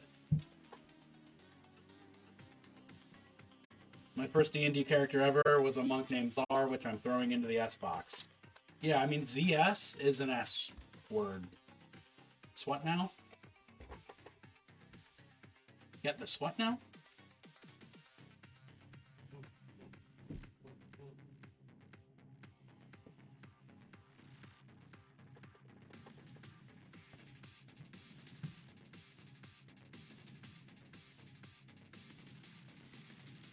Alright. Get off of my finger. Get onto the mini. Become one with Robert Stallion.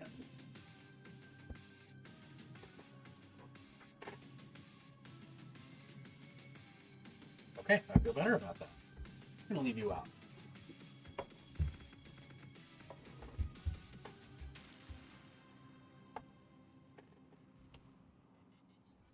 Demonic presence and unsafe modes. Lockdown in effect.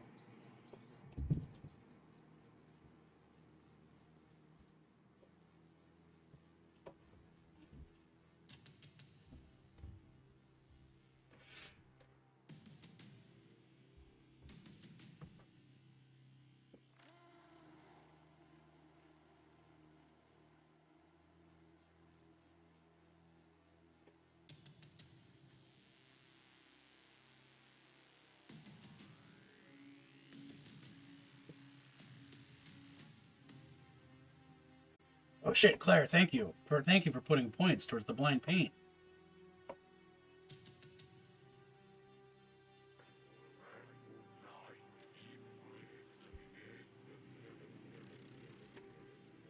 We're getting close. We're well beyond halfway now. We've crossed a threshold. We've threshed a hold cross. We hold threshed crosses.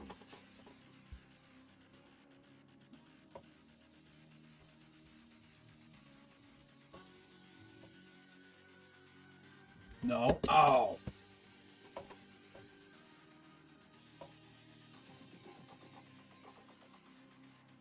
Come on, you son of a gun. Get sticky. Ouch.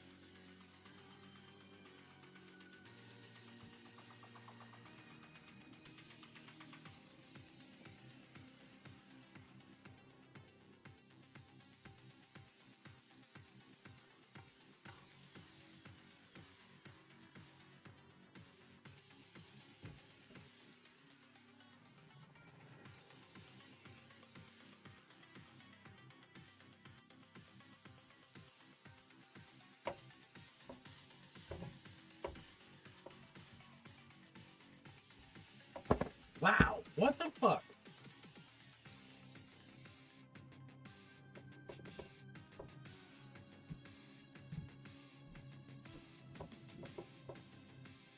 Alright. It's happening. Donald Duck has left the building.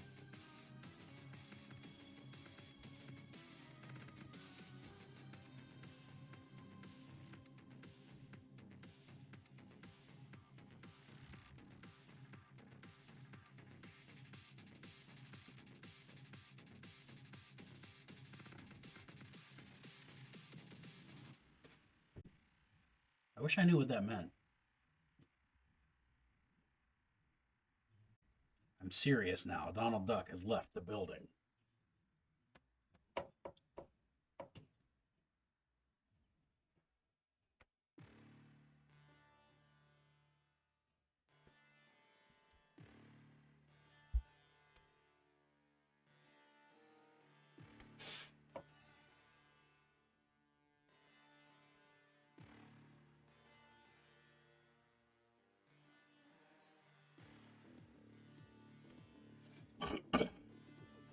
Name the bat hair vampire in your rotation to Tabitha.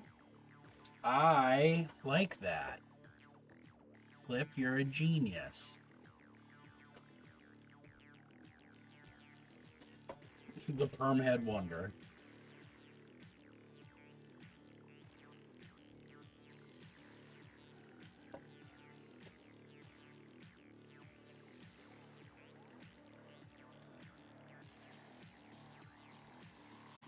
Alright, shoulder pads is gonna be black, so I don't have to. Oh, there's an entire shin that I haven't painted.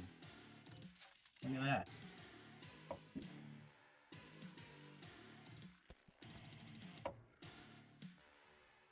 Nope. There.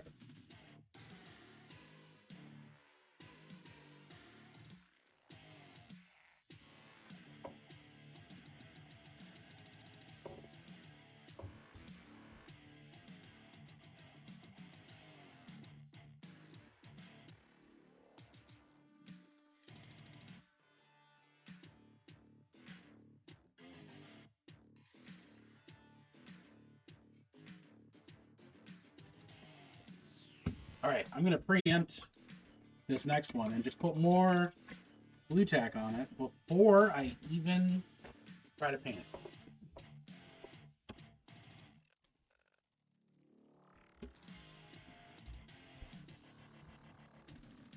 Hellpiercer's tactical harrowing action.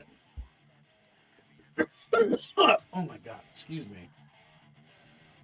I'm so tired of coughing. Well, the art is dope.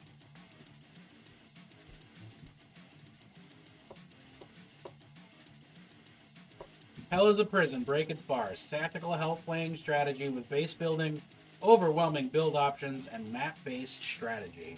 Okay, well that sounds cool. Back like the Shamrock Shake. Does that mean you're something I've never had? You and 2 to 5 of your closest friends. Actually, you know what? I'm just gonna straight up show this on stream real quick.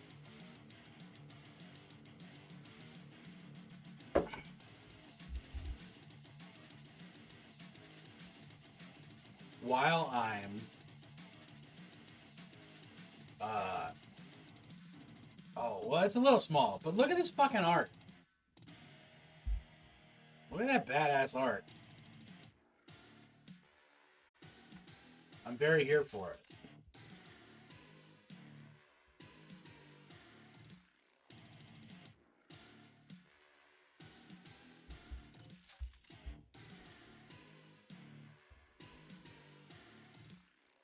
"6 years ago, in the center of a city on the moon, made of ruined brass and arcane ritual, the Council of Socialist Gnostics perverted the magic of heaven to tear the fabric of reality and peer into the pit. And they found humanity's lost, billions of souls lashed to a nightmare, an eternal torture and toil. Their soul forms twisted into this burden, into beasts of burden, weapons, and worse. The portal was snapped shut as soon as our darkest fears were confirmed. Hell is real, and almost every human soul was trapped there. The truth was made known that evening, and the world wept. The great mourning took hold of us for a scant 12 days. Then humanity set itself a task. The Second Global Congress assembled in Ankara. 3 million representatives of every union and collective on Earth gathered in the same halls where their forebears had declared war on heaven. The vote was unanimous. Humanity would liberate hell. Under this common goal, humanity prepared for war. For 5 long years, we developed technological marvels, trained our bodies and minds to needlepoint sharpness, and honed the new divinity in our hearts into blades of war. Then we kissed millions of loved ones goodbye with the promise of unconditional abolition.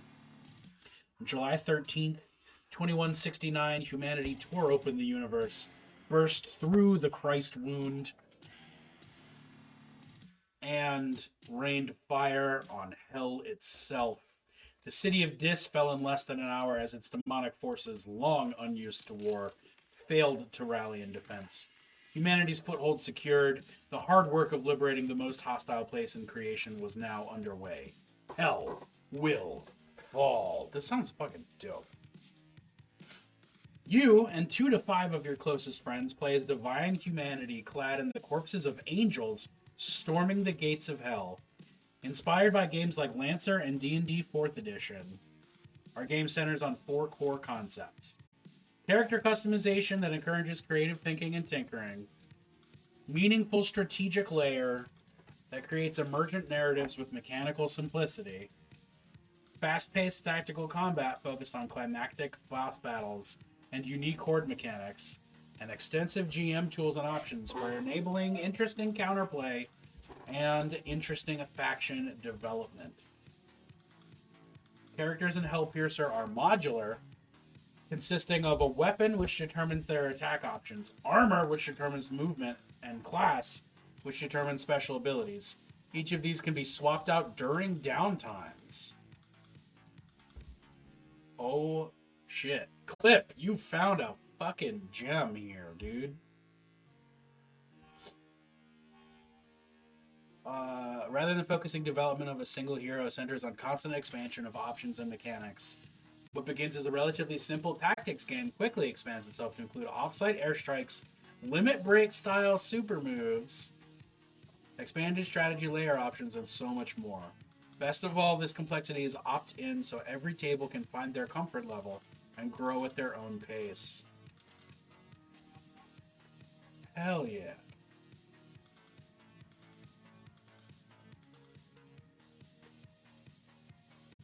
Gameplay is split nearly between TACCOM, STRATCOM, and hanging out. These cover the tactical battle mode, the high strategy layer, and the narrative rules-like moments between the two. TACCOM is tactical combat, of course. Slaying hordes of demons, battling with demon princes. On a battle grid. Alright. Okay. Alright. Okay, alright. In STRATCOM, take a zoomed-out view of the war, upgrade your squad to unlock new mechanics, classes, and weapons by developing the liberated city of Dis. Conduct subterfuge. Fucking... Yes! Look at this holy fucking... This angelic wheelchair to destroy hell. I'm fucking here for this.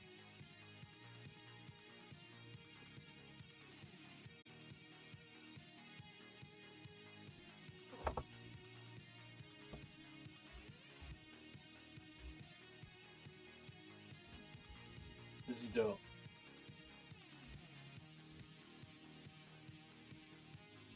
Oh my god, it's the art is so good.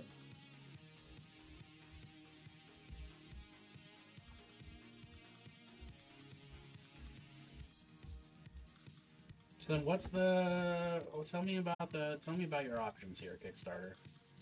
I guess I could zoom out, that would probably help, right?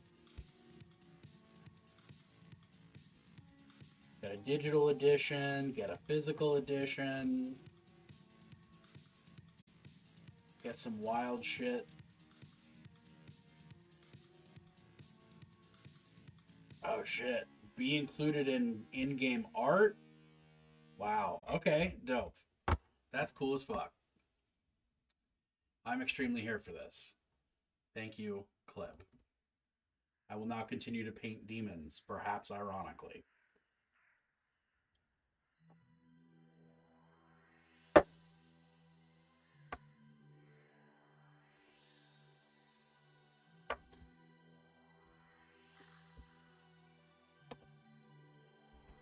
Also, I keep forgetting I have a full-on wireless mouse, so I don't need to sit in weird positions to use my mouse. I can put it wherever is comfortable. So that's a thing.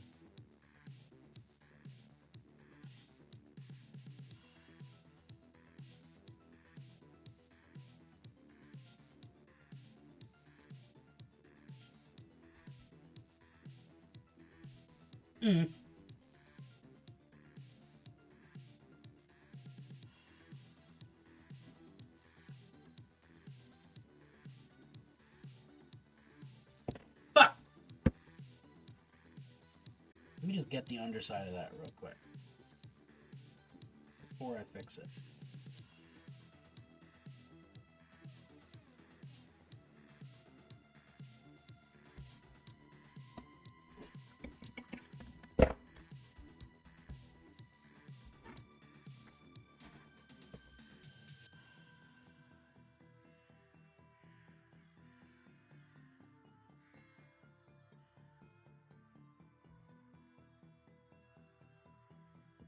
Okay.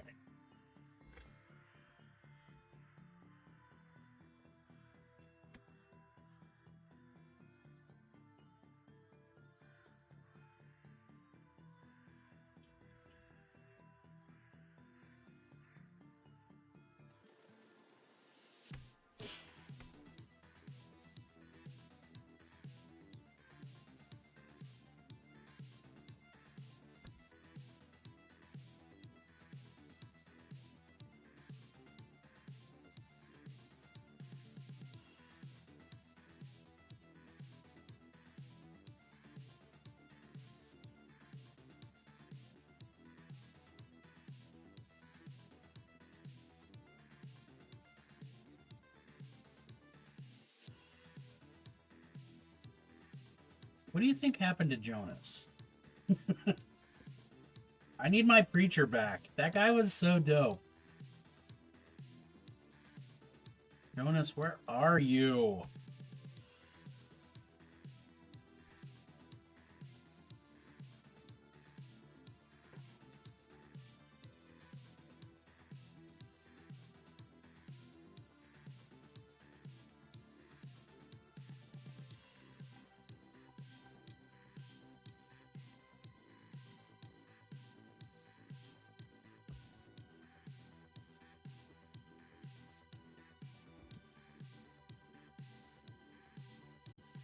Oh, I'm not painting a camera, am I? Yep. Off camera. Cool.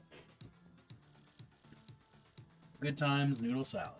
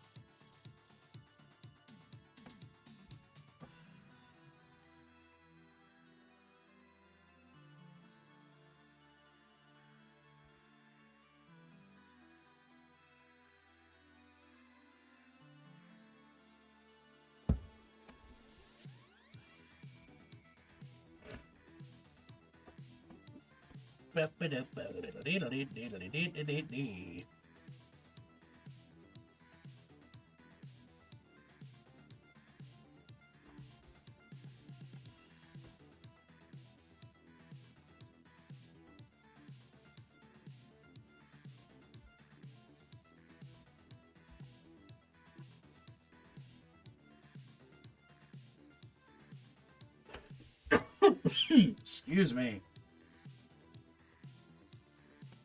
Trying not to die and doing a bad job.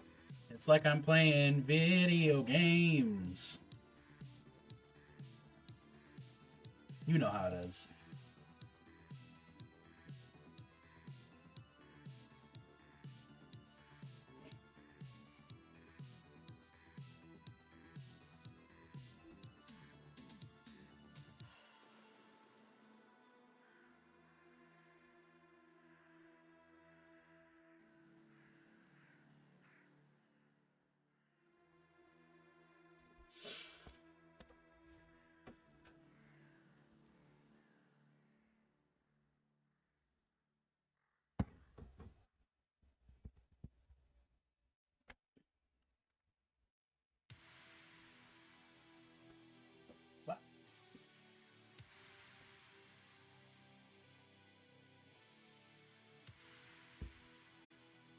I think when I finish this red base coat on the next Possessed, I'm gonna hop up and get some more caffeine in my body.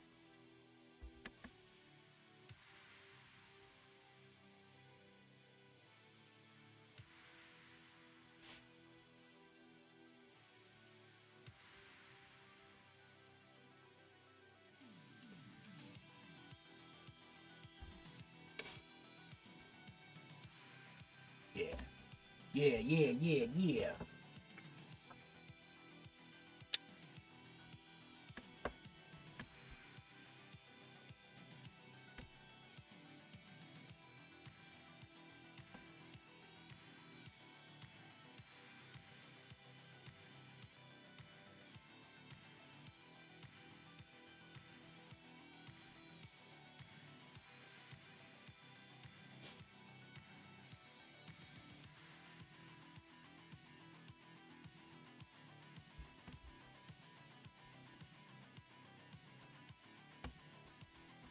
Oh, let's Dance with the Dead.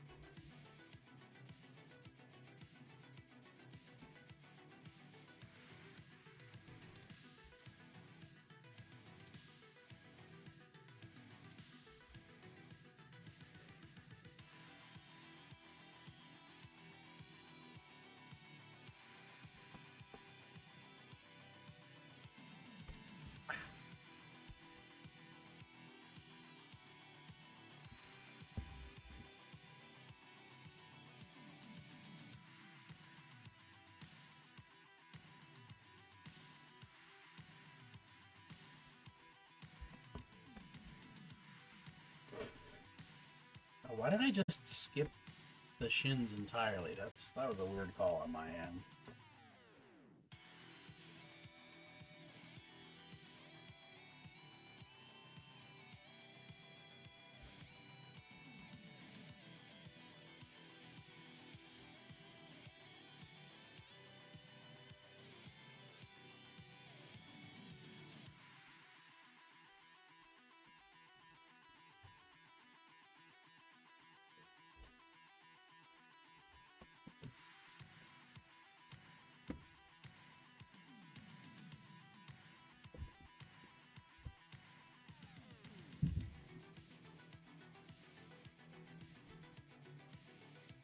Horns, big red horns, like the devil.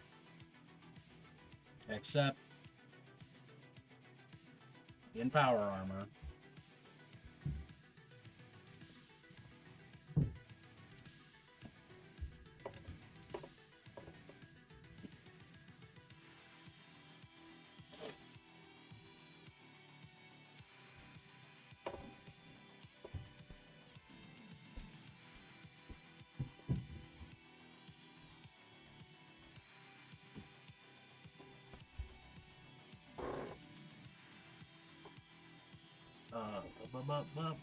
Oh, leggies. Right, the shins that I already skipped once. That's what he needs painted.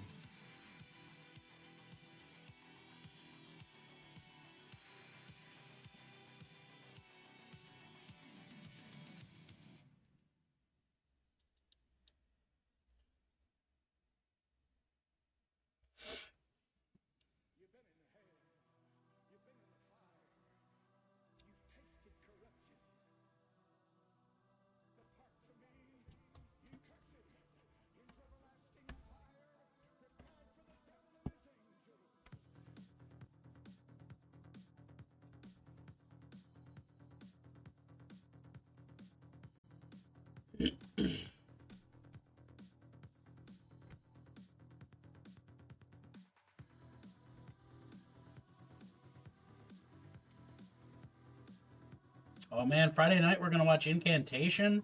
I'm so excited. I'm so excited to watch Incantation again.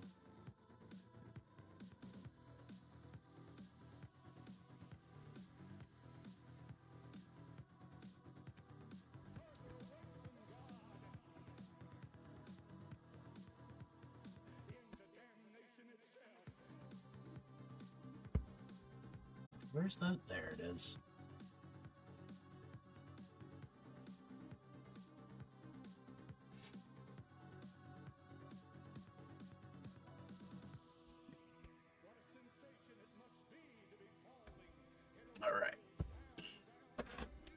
quick little break, and then we'll be back at it to fight. Fight. In the name of partying.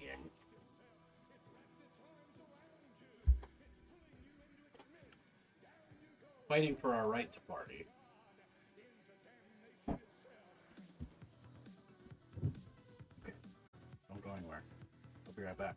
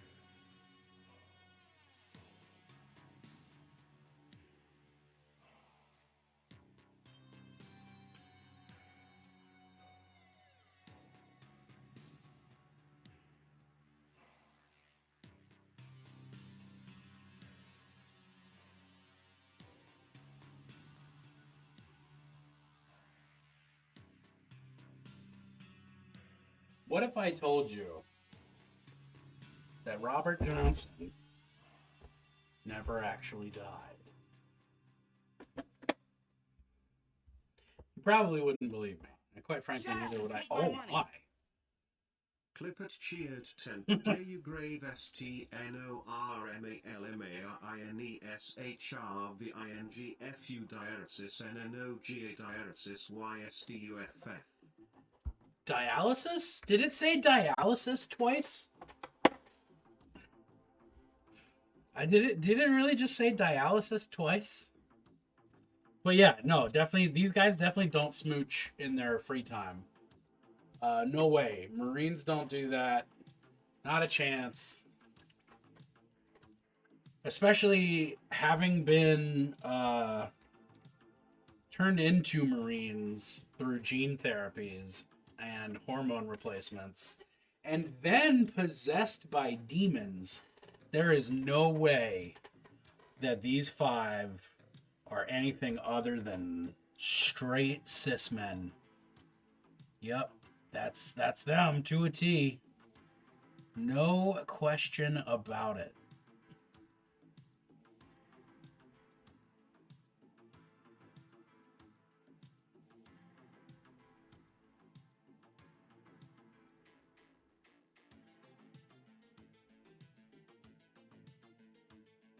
For more sarcasm, please press 1. For less sarcasm, you're straight out of luck.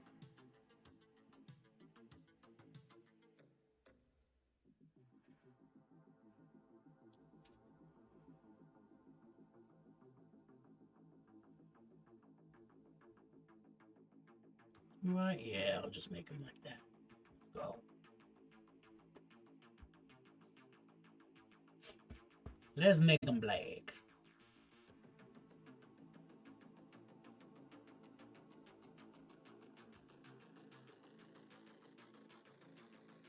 But yeah, for everybody in chat, just so you know, all my Space Marines are gay as fuck. Just to make that really clear.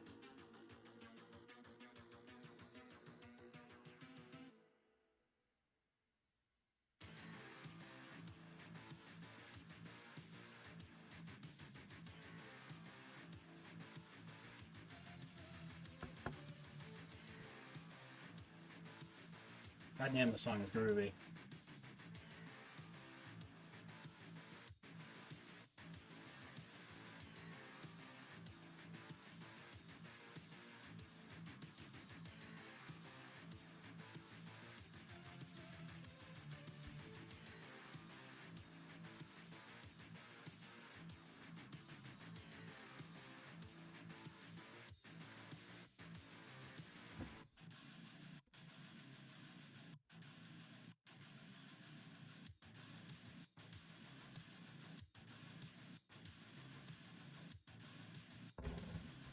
Oh man, compared to doing all the red on their armor, doing just 2 black shoulder pads is so quick.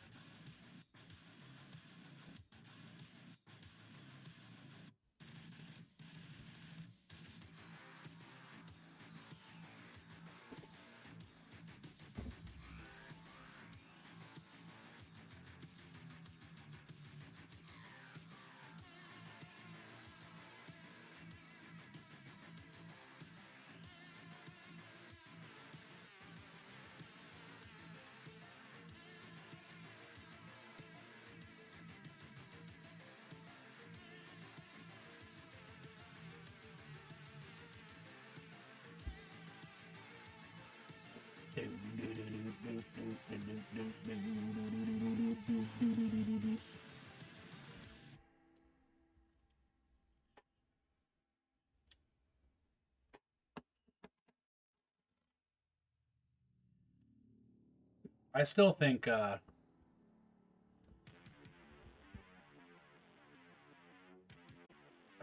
that Chaos Marines especially would just be like perfect for like jealousy and love storylines. Like, speaking of gay Marines, like Chaos Marines are already trying to murder each other all the time. just because they're dickheads like that. Like, if they were also like jealous with each other because like they were exes like 1,000 years ago during the heresy, that would just be perfect. Like, oh, that drama. Give me that drama.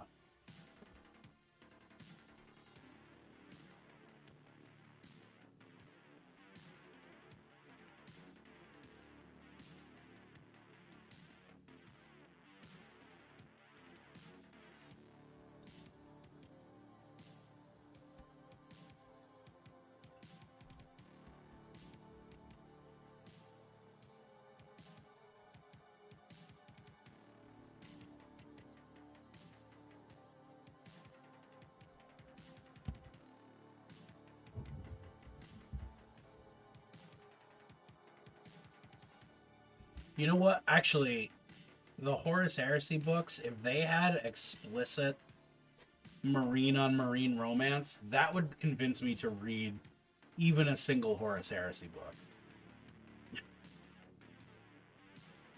That's what it would take.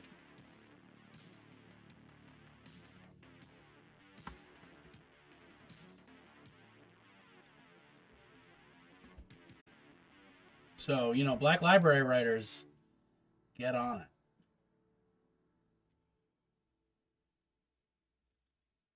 Give me that explicit queer romance between super soldiers.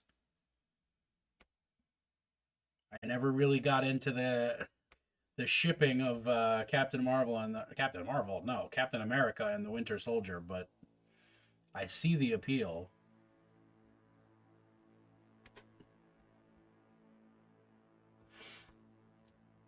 I mean, I never really got into shipping anybody, but that's just not a flavor of fan experience that I really take part in beyond just being like, yeah, I think these people are a good couple or would be a good couple. But I've never been big on, what's the word? Fanfic.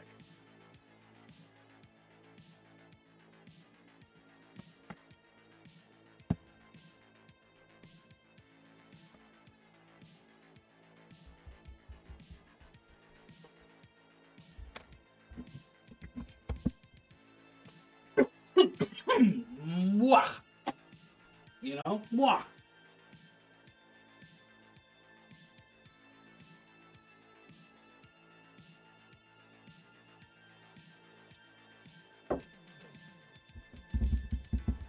Let's do some touch-ups on these will be at some point tokens and on these dice.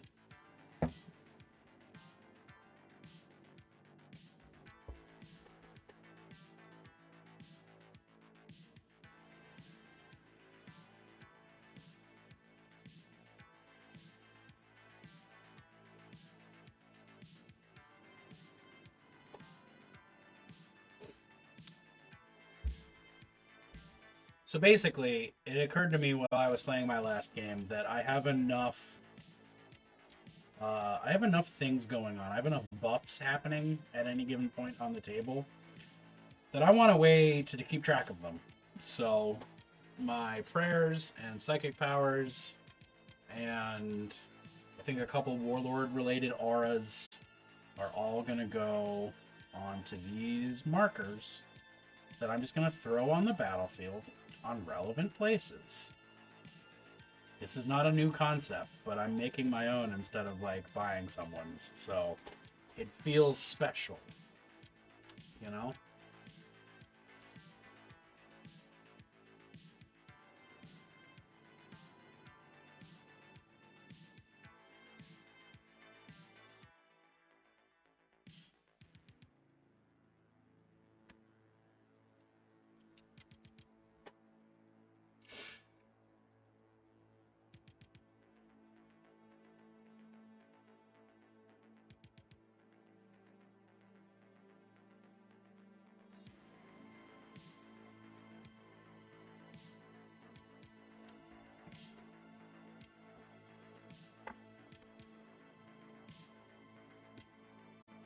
And I still want them to look like presentable. I'm gonna do them kind of like in the style of like the writing that I do on my word bearer's armor, so that it like matches with them, but it's also a big red circle on the game board, so I'm not gonna miss them.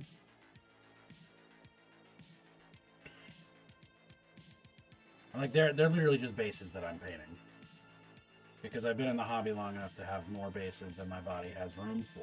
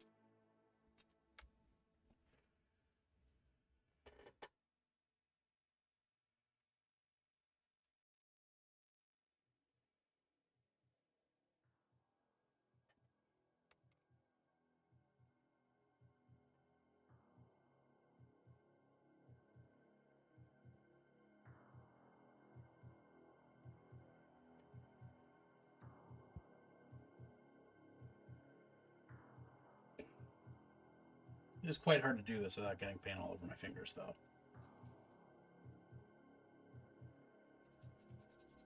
Not that I ever don't have paint on my fingers. Always be having paint on my fingers.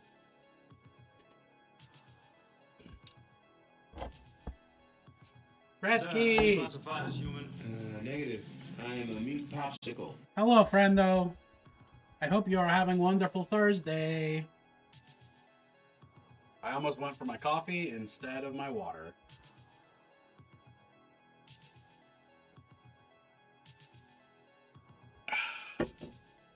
If GWs weren't cowards, they let word bearers do acts of faith. That would be fun. That would be a good, that'd be some good house rules.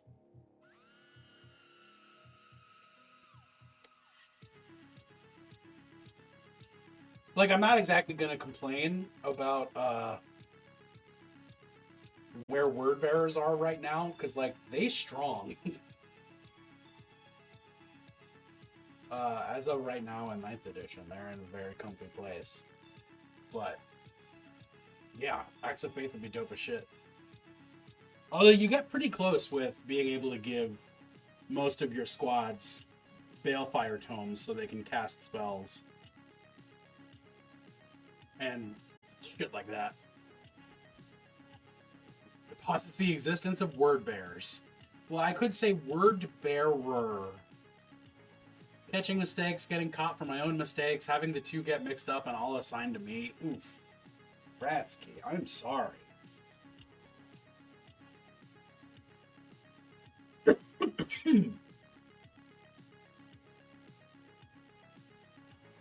Word bearers.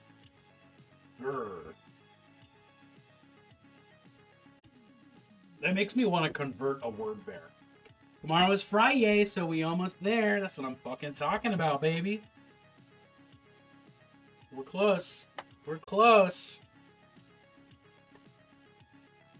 We are officially on our way. Sunday is theoretically paintball. Oh, baby. Ads. Itchy nose. Oh. Alright, where's my list of hours, actually, now that I'm thinking about my list of things that need to be on tokens? I can just do that. I have the technology.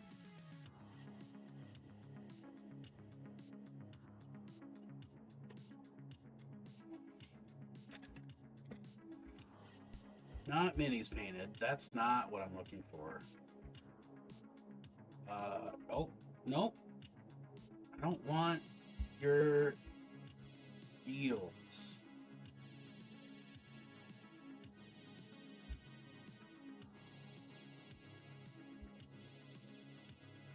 It's 40k, right? Tokens. Now we're talking. Alright, let's get the color that I use for evil runes on my minis.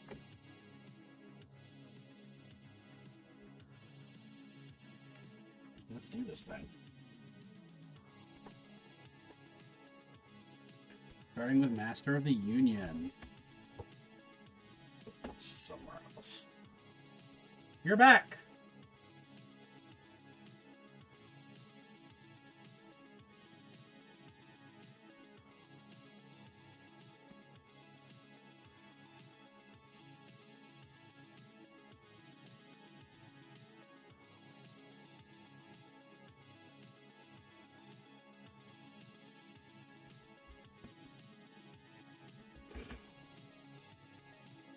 Sunday paintball sounds dope, dude. I'm glad that you have a thing to look forward to for this weekend. It certainly makes a shitty work week easier to cope with.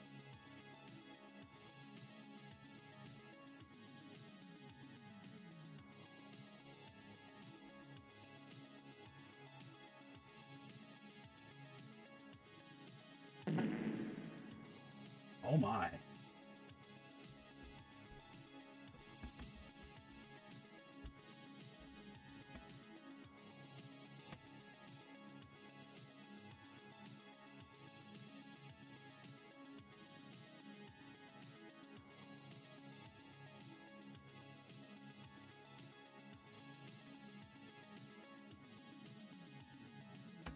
That wasn't me. Just to be clear, that was not me. I did not let that one rip.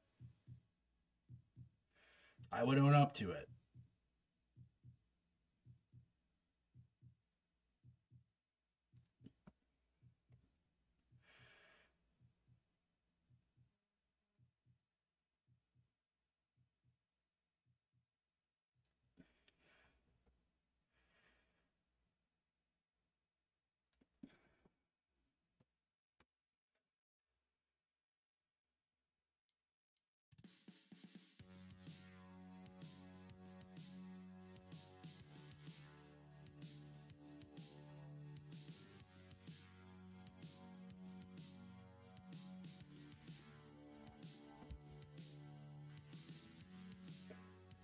And then let's do just a weird little chaos symbol. Why not? I love this for me. Let's go.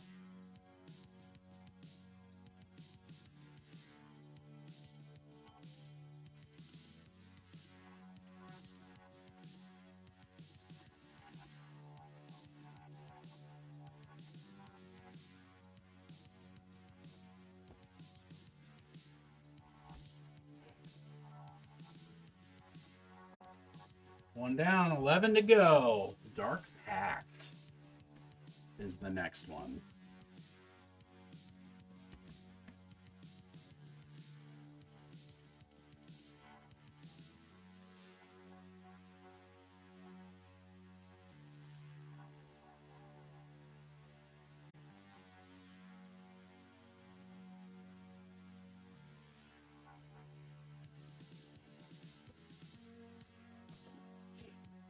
Even your heretics are unionized. You gotta. You simply gotta.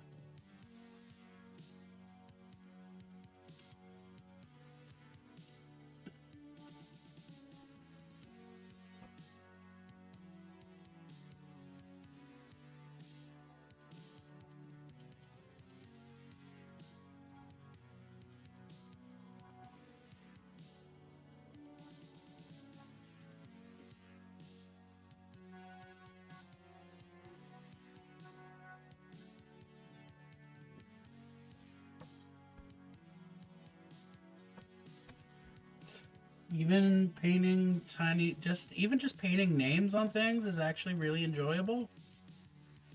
Go figure.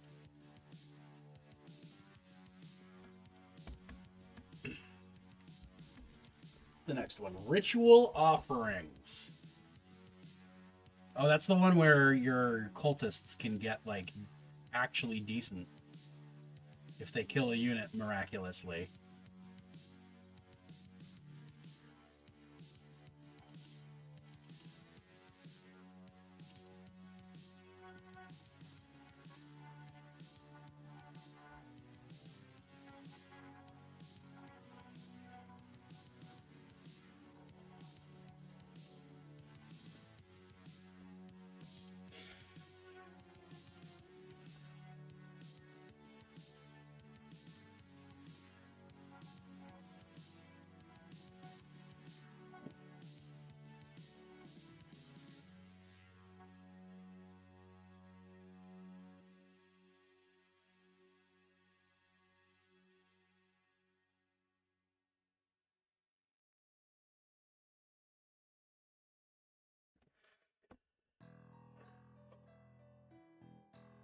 This is a small scale to be painting, though. Small scale to be writing, I guess.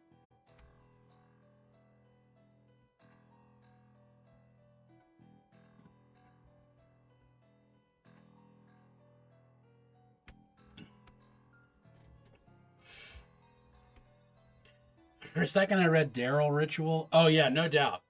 Definitely looks a little bit like Daryl Ritual. Summoning Daryl would be a good time. Raise hell, praise Daryl.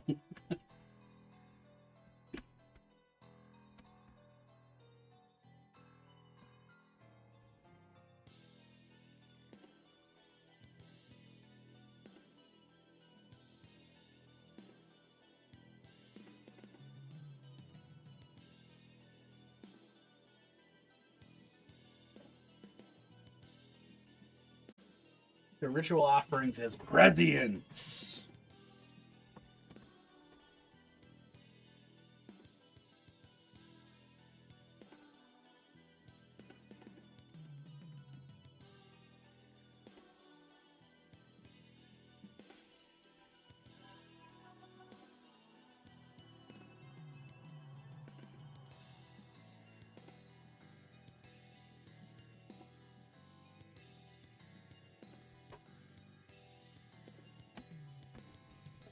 Pre-science, if you will.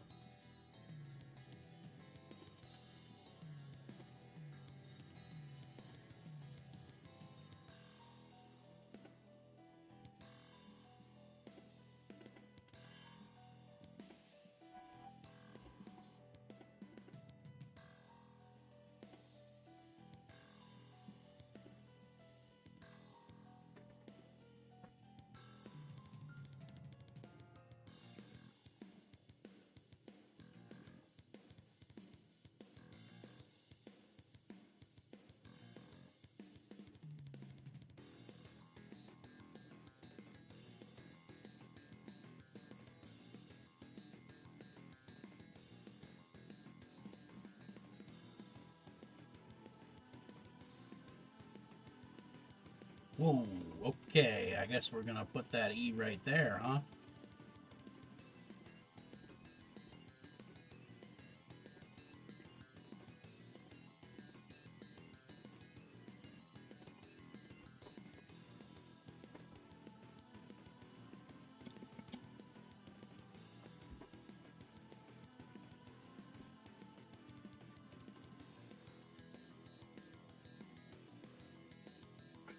Diabolic strength.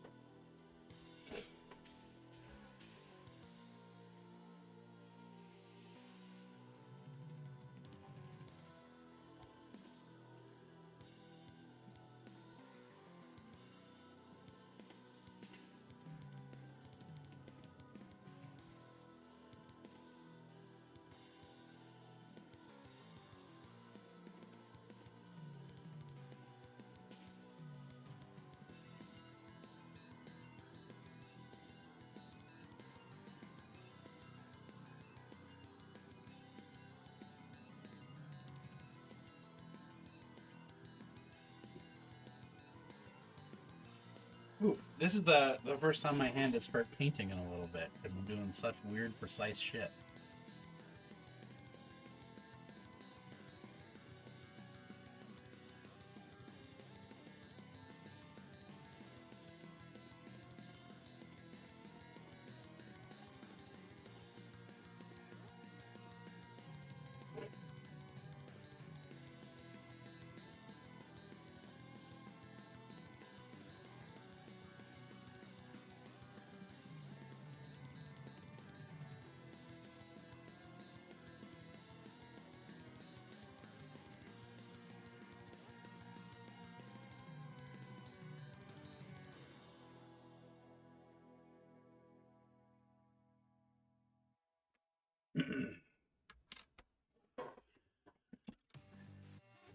Daryl ritual. This is my Daryl ritual.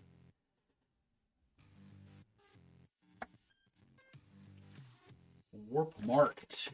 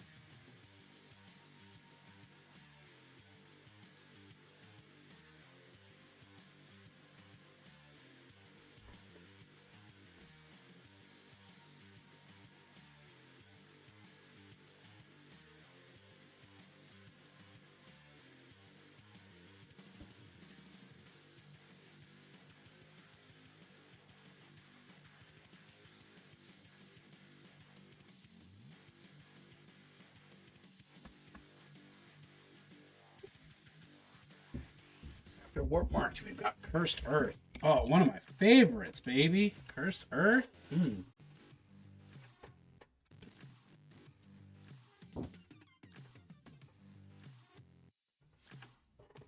Can't go wrong with cursing the earth.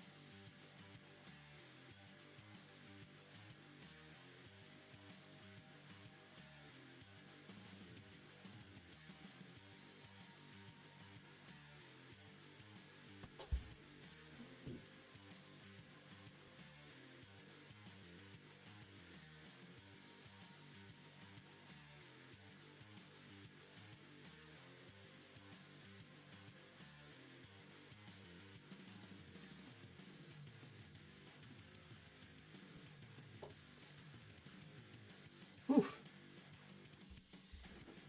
Only got 5 more, and they're the ones with really big names like Mutated Invigoration and Illusory Supplication. I have no idea how I'm going to fit those on 25mm bases, but alright. Maybe a little curving might be in order.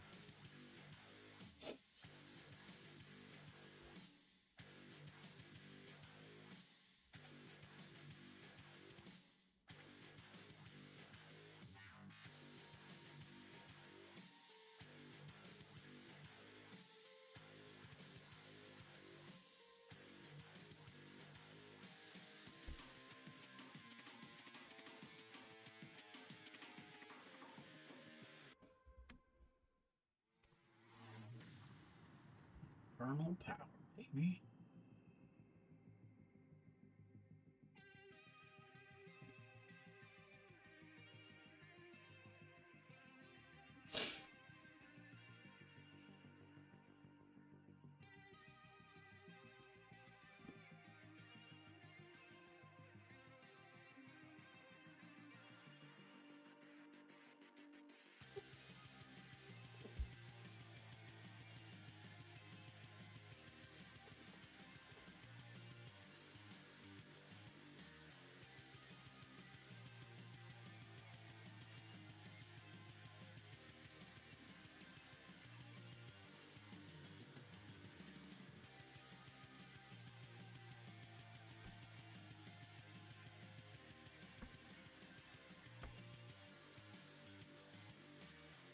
right, mutated invigoration. I am not confident about my ability to fit this on a base.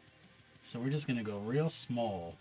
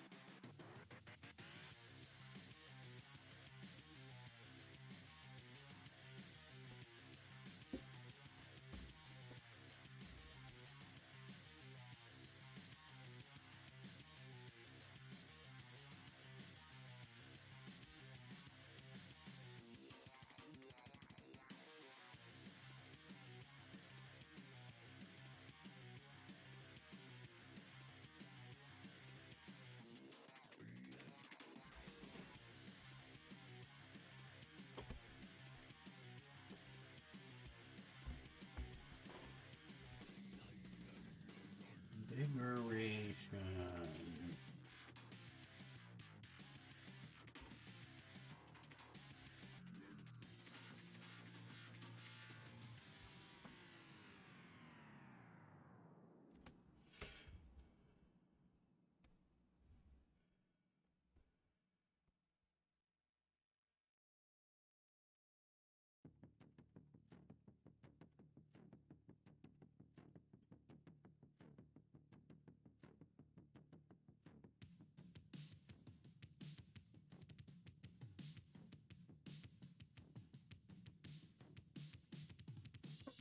Oof. All right, I only got 3 more though. And they're the prayers from Dark Apostles, appropriately.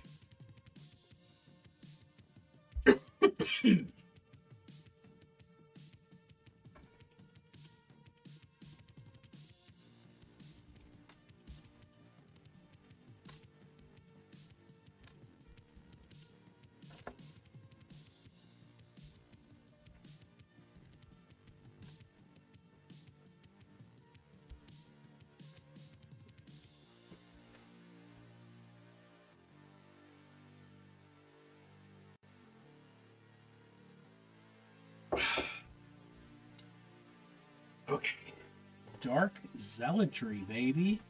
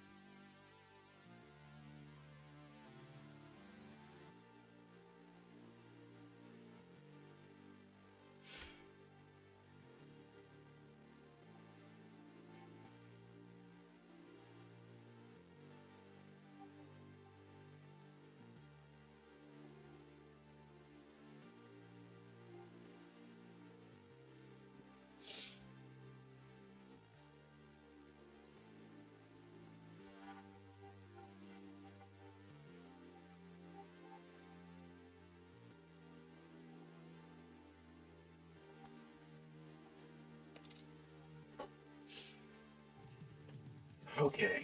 Omen of Potency. Ooh, got a Balmer accent on that one. Potency. Omen of Potency. Love that for us. Hey, that was the 69th one! You bet that's fucking Peyton.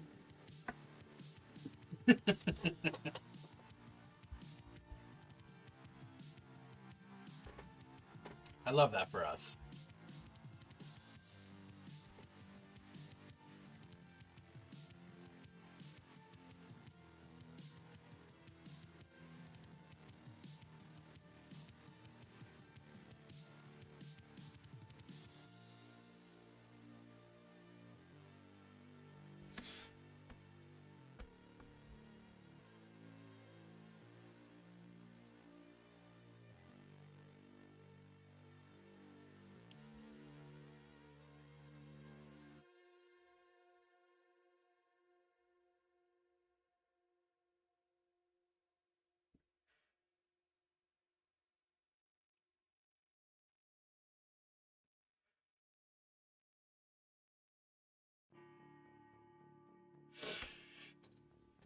Squatch is a perfectly happy, healthy pup, but scared the other dog in the waiting room. She's just too big. She is. She's just too enthusiastic. I'm glad she's good and healthy, though. That makes me a happy critter.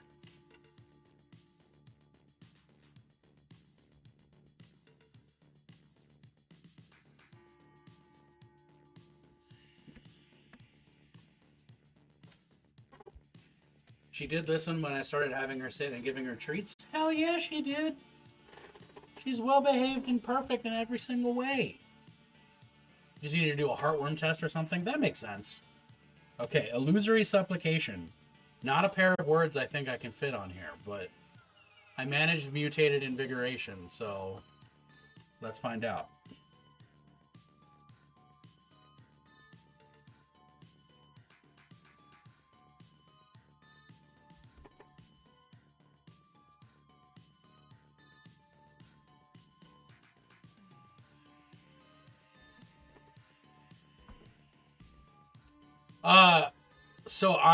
So my army has so many effects and powers and spells and things that I wanted tokens to be able to remind myself who's got what going on at a time. So I just took some blank bases, painted them in my army colors, and I'm making tokens. And I'm now on the final token, illusory supplication.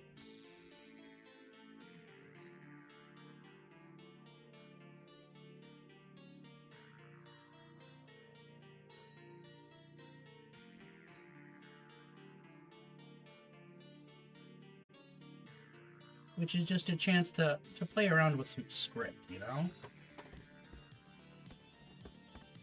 These words mean nothing to you. Dark Pact, Diabolic Strength, Master of the Union, which is on brand, as Clip pointed out. Ritual Offerings, Prescience, Warp Marked, Mutated Invigoration, Dark Zealotry, Infernal Power, Cursed Earth, Omen of Potency. I am having fun.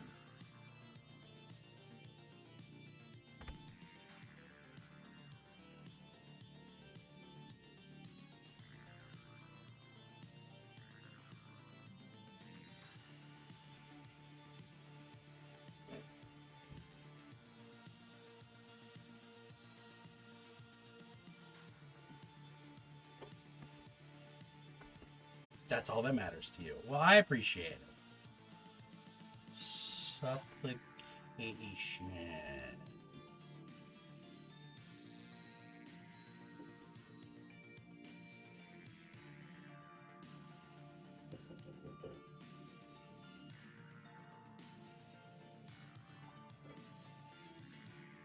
Well, we made it fit. I didn't think I was going to do it, but we got it.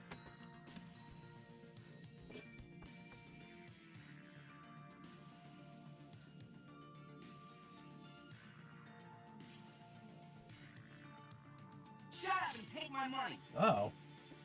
Iterative cheered 10. We cannot let this. We've never allowed any crisis from the Civil War straight through to the pandemic of 17, all the way around 16. We have never let our democracy take second fiddle. We can both have a democracy and elections, and at the same time correct the public health.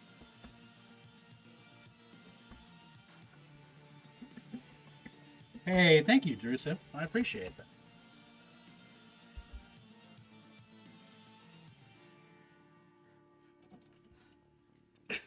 I love hearing Biden just not be able to talk like the big old dingus he is.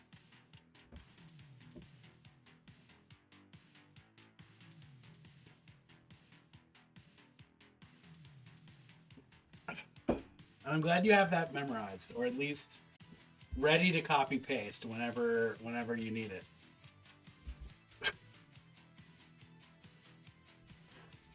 What's the next thing I want to do? What time is it? It's 2:55. I don't really want to get started on like the next thing. It's a keyboard shortcut. I love you. You're wonderful. Drew, who should I raid? Your timing is awful because, like, I'm trying to get done. You got to get a bot that has Biden's voice just to mock it. Well,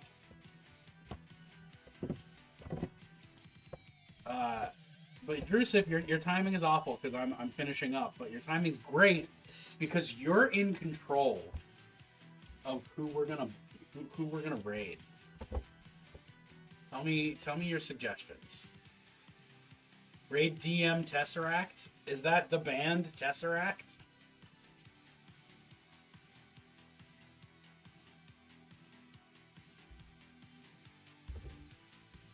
Because I'll do it. I'll do it. I'm not even worried about it. It's the vocalist? I mean, fuck yeah, let's go. I'm going to be like, yo, what's up? Drew told me to raid you. I was painting models. He's playing Evil Within 2. Nice. Have you played Evil Within 2? I watched you play the first one multiple times and was like, okay, I don't need to play this. But, I've never encountered anything about the second. Is it good? Is it scary? Is it survival horror? Or is it like Resident Evil 4, like action? It's not like incomprehensible music editing. I mean, yes. Evil Within 2 is better. Oh, shit. Master Possession and Nocturnal Crown have Warp Locust keyword, but you can't find anything that calls on it. Was that forward compatibility with demons? It was, Clip. Warp Locust is specifically the keyword that you need to be able to summon demon units within 9 inches of an enemy unit. So demons can break that rule can break the 9-inch magic wall rule if they're near a warp locus. The art direction of the first was better, but the actual gameplay is better in the second. Well, I'm gonna click some buttons and find out because we're gonna go raid. DM Tesseract, right?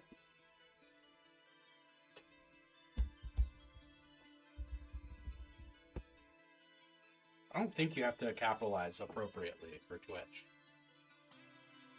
Hard to appreciate good art when a game is annoying to play. Well, I appreciated it because I just watched Drew play it. Like I watched Drew play it through on like every difficulty. That's been my exposure to a lot of video games.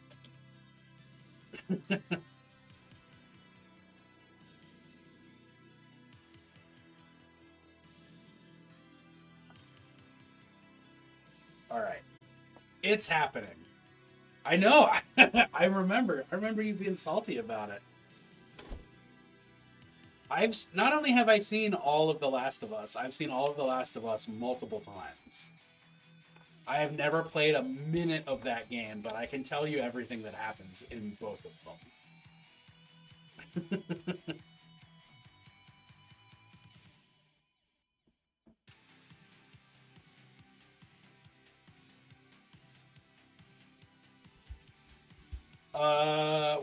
What are the haps? What am I thinking? What's the rest? Tomorrow. Oh, tomorrow. Tomorrow, in the daytimes, around this times, like noon to 3-ish, I'm going to be doing Dungeons & Dragons prep for my homebrew campaign. So, Junebug, apologies in advance. Don't tune in, whatever. But Drusif, you can watch that without any spoilers, because I did, whatever. I did, oh yeah, because I did the Party Pack game earlier this week when you lurked. So, spoiler free tomorrow. But, tomorrow night in the One Inch Heroes Discord, which, just in case people aren't in there, we're going to be watching, Incantation together, and I'm very excited to watch that again because it was a good time the first time. Great Shabbat movie. Oh, I need to go out and get Shabbat wine. Speaking of that, that was because that movie was so fucking good. And then next week I'm gonna be doing a lot more painting. I'm gonna be hopefully finishing Layers of Fear Dose. Yeah, that's the plan. So. Let's raid the vocalist for Tesseract by direction of Drusif.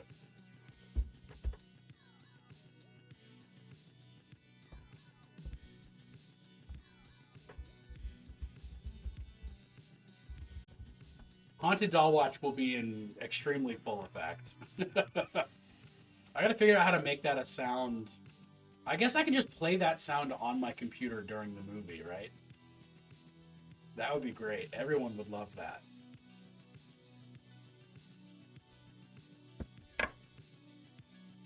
I just need to actually sit at my computer and do that. Has follower or subscriber only chat? Oh, bogus. All right, Drew. Drew, who else do I raid? Drew, who else do I raid? It is in my alerts. If you go to my sound alerts, you can in fact trigger a Haunted Doll Watch.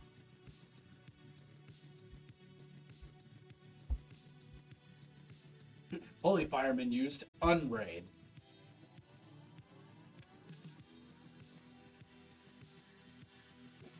That's disappointing.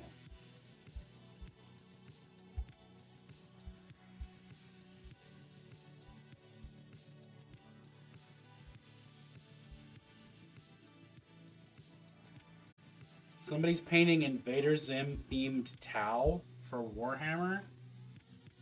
Kara Elvenblood is on. Oh, she is. She is. Let's do Kara. All right.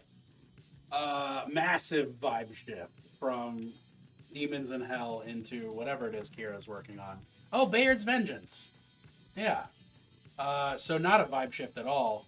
Still 40k. Just the less cool version of my army. They're still zealots and cultists, but they're for the Emperor instead of for demons. So, nah. Anyway, but Kira's cool. So, we're already. I'm clarifying. That's what I got. Tomorrow, hang out with me and send me pictures of your uncle doing the most compromising thing that you can find. Picture.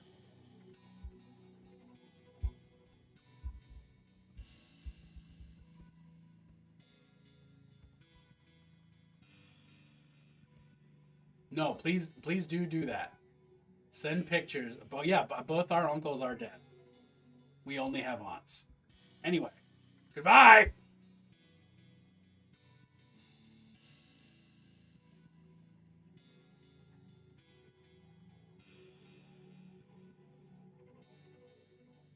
Actually, if you can get a compromising photo of our dead uncle, like whilst he's dead, that would be something.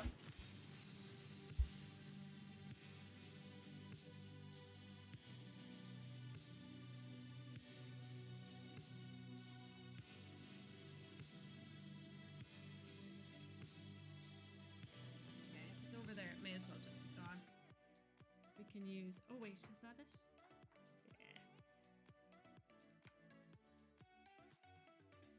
A little bit of black in case we need it too. Okay. Holy Fireman! Thank you for the raid! Welcome in, raiders! How are you? Oh. Welcome in, welcome in, welcome in! How was your stream?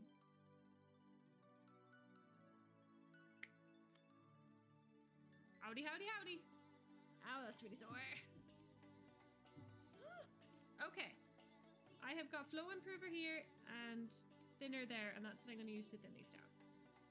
How are you? How is your stream? What were you up to? I can't move. Howdy indeed.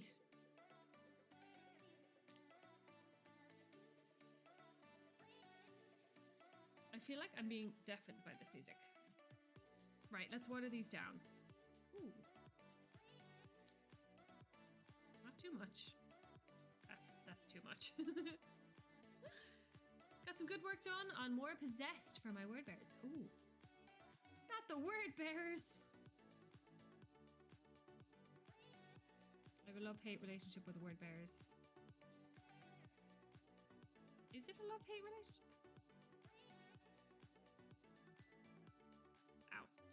It might just be a hate relationship. Okay.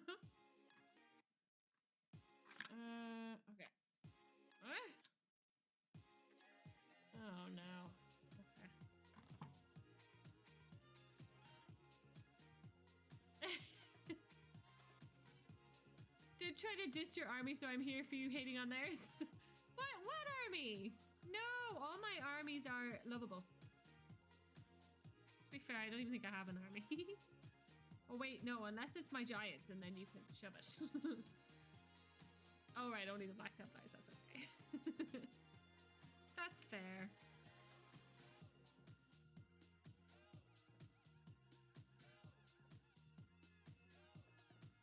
That's fair. This is a commission, it's not mine, so you can say what you like about them. I don't understand. Oh, you love giants? Exciting. It's like people who are into sports explaining sports, but I... Yes, same. No, I don't get the sports thing, though. I don't think I can... I was actually asking that today because the little boy from next door like is obsessed right now with Man United, and he goes outside playing football all the time. I think he's like 9. But I'm like, what makes them like football? Which I know is a very generalized kind of question, but I genuinely mean it. Like, as a kid, I couldn't think of anything worse than sitting down and watching a football match. I genuinely don't get it. Football meaning soccer, I guess. We don't have American football here. Parents and peer pressure. So is it pretend then? Do they pretend to like it until they do like it? I don't know. Right, I'm going to add some flow improver in here as well. Just to help us out a wee bit. Not too much.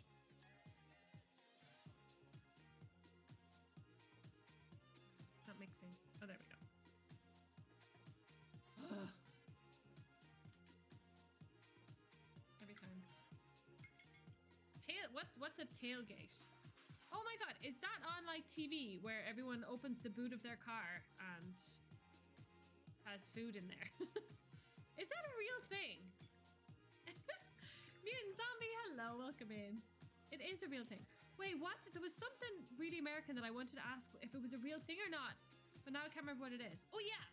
So, I've been to America a few times, and it's something that I've always been really scared of, because on TV you get arrested for it. But is it real? Jaywalking. Is jaywalking in America real, and do you actually get in trouble for doing it?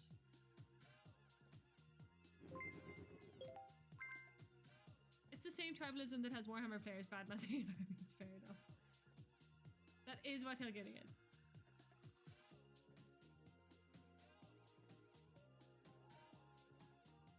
Does it depend what state you're in? Because I know like different states have different laws. Are some of them like, don't you dare cross that road in a bit where you're not allowed to cross that road? It's a real crime, which was created as a result of propaganda by the car industry to blame car accidents on pedestrians. Oh. Is it enforced? Like, what do they do? Then they usually say they ticket you, and I don't know what that means. I think it means you get fined. Okay, that's good to know, because I was always terrified of it. A fine? Well, I'd like to see them try. I don't think they'd fine a tourist, though, would they? I'm nervous to paint this. I don't know pourquoi. In Germany, the car driver is always the one to blame in Germany. Yeah, I think that's the same here. America. Yeah, I am a bit worried to get back at shot as well, but that's the risk you take when you go to America, I feel like.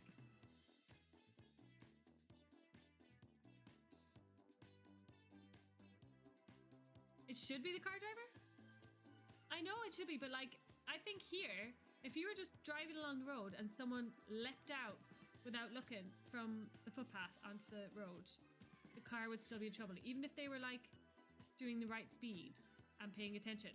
But there was just someone walking on the footpath and then they went whoa out into the road like that. Still the car's fault. Oh, that does make sense. Right, let's map out some light on this then, shall we? Where are we? Let's go. Do I want light to dark, or do I want light to dark to light to dark? I think I'm gonna go light, dark, light, dark. Yeah. Oh, I think painkillers were enough. That is like a hot knife. Right, I definitely watered that down too much. Doesn't matter. Just mapping. Light, dark, and we'll do a little bit of light there, I guess. And here. Yeah, something like that. Good enough. I might bring that a bit higher though. There. That's what we'll be looking at. That kind of gist. Oh, okay, sorry.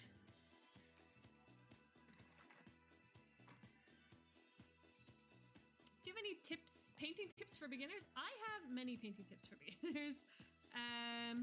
Most of them are on the YouTube channel, on Broadsword Wargaming YouTube, so you can find them there. The Republic of Ireland has a jaywalking law in its books. Really? Definitely not a thing here. In the Netherlands, it is also always the car's fault unless it is irrefutable proven that it wasn't. I know, I kind of want to get a dash cam, but then I also don't want evidence of my bad driving.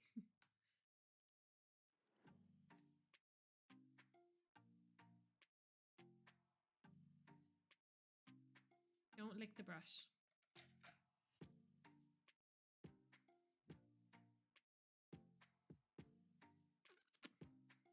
It does help you paint better.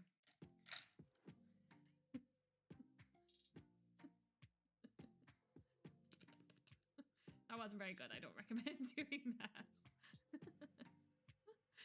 You got a dash cam as I seem to attract bad driving around me somehow. No one believes me, but I feel like I live in the town with the worst drivers in the whole of probably the world. Well, no, that's not true. The whole of Ireland, at least. Pro licking chat. Ireland maintains a jaywalking law which requires a pedestrian to use a pedestrian crossing if they're within 15 meters of one. Huh.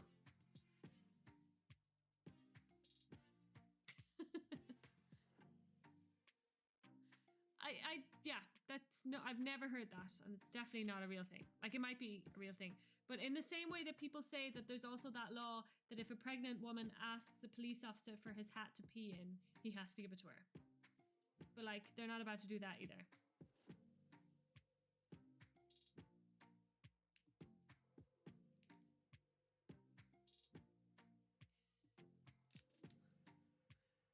The pregnant woman peeing in a policeman's hat?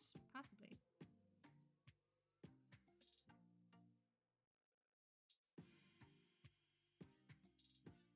What people do with their own policeman's hats is none of my business.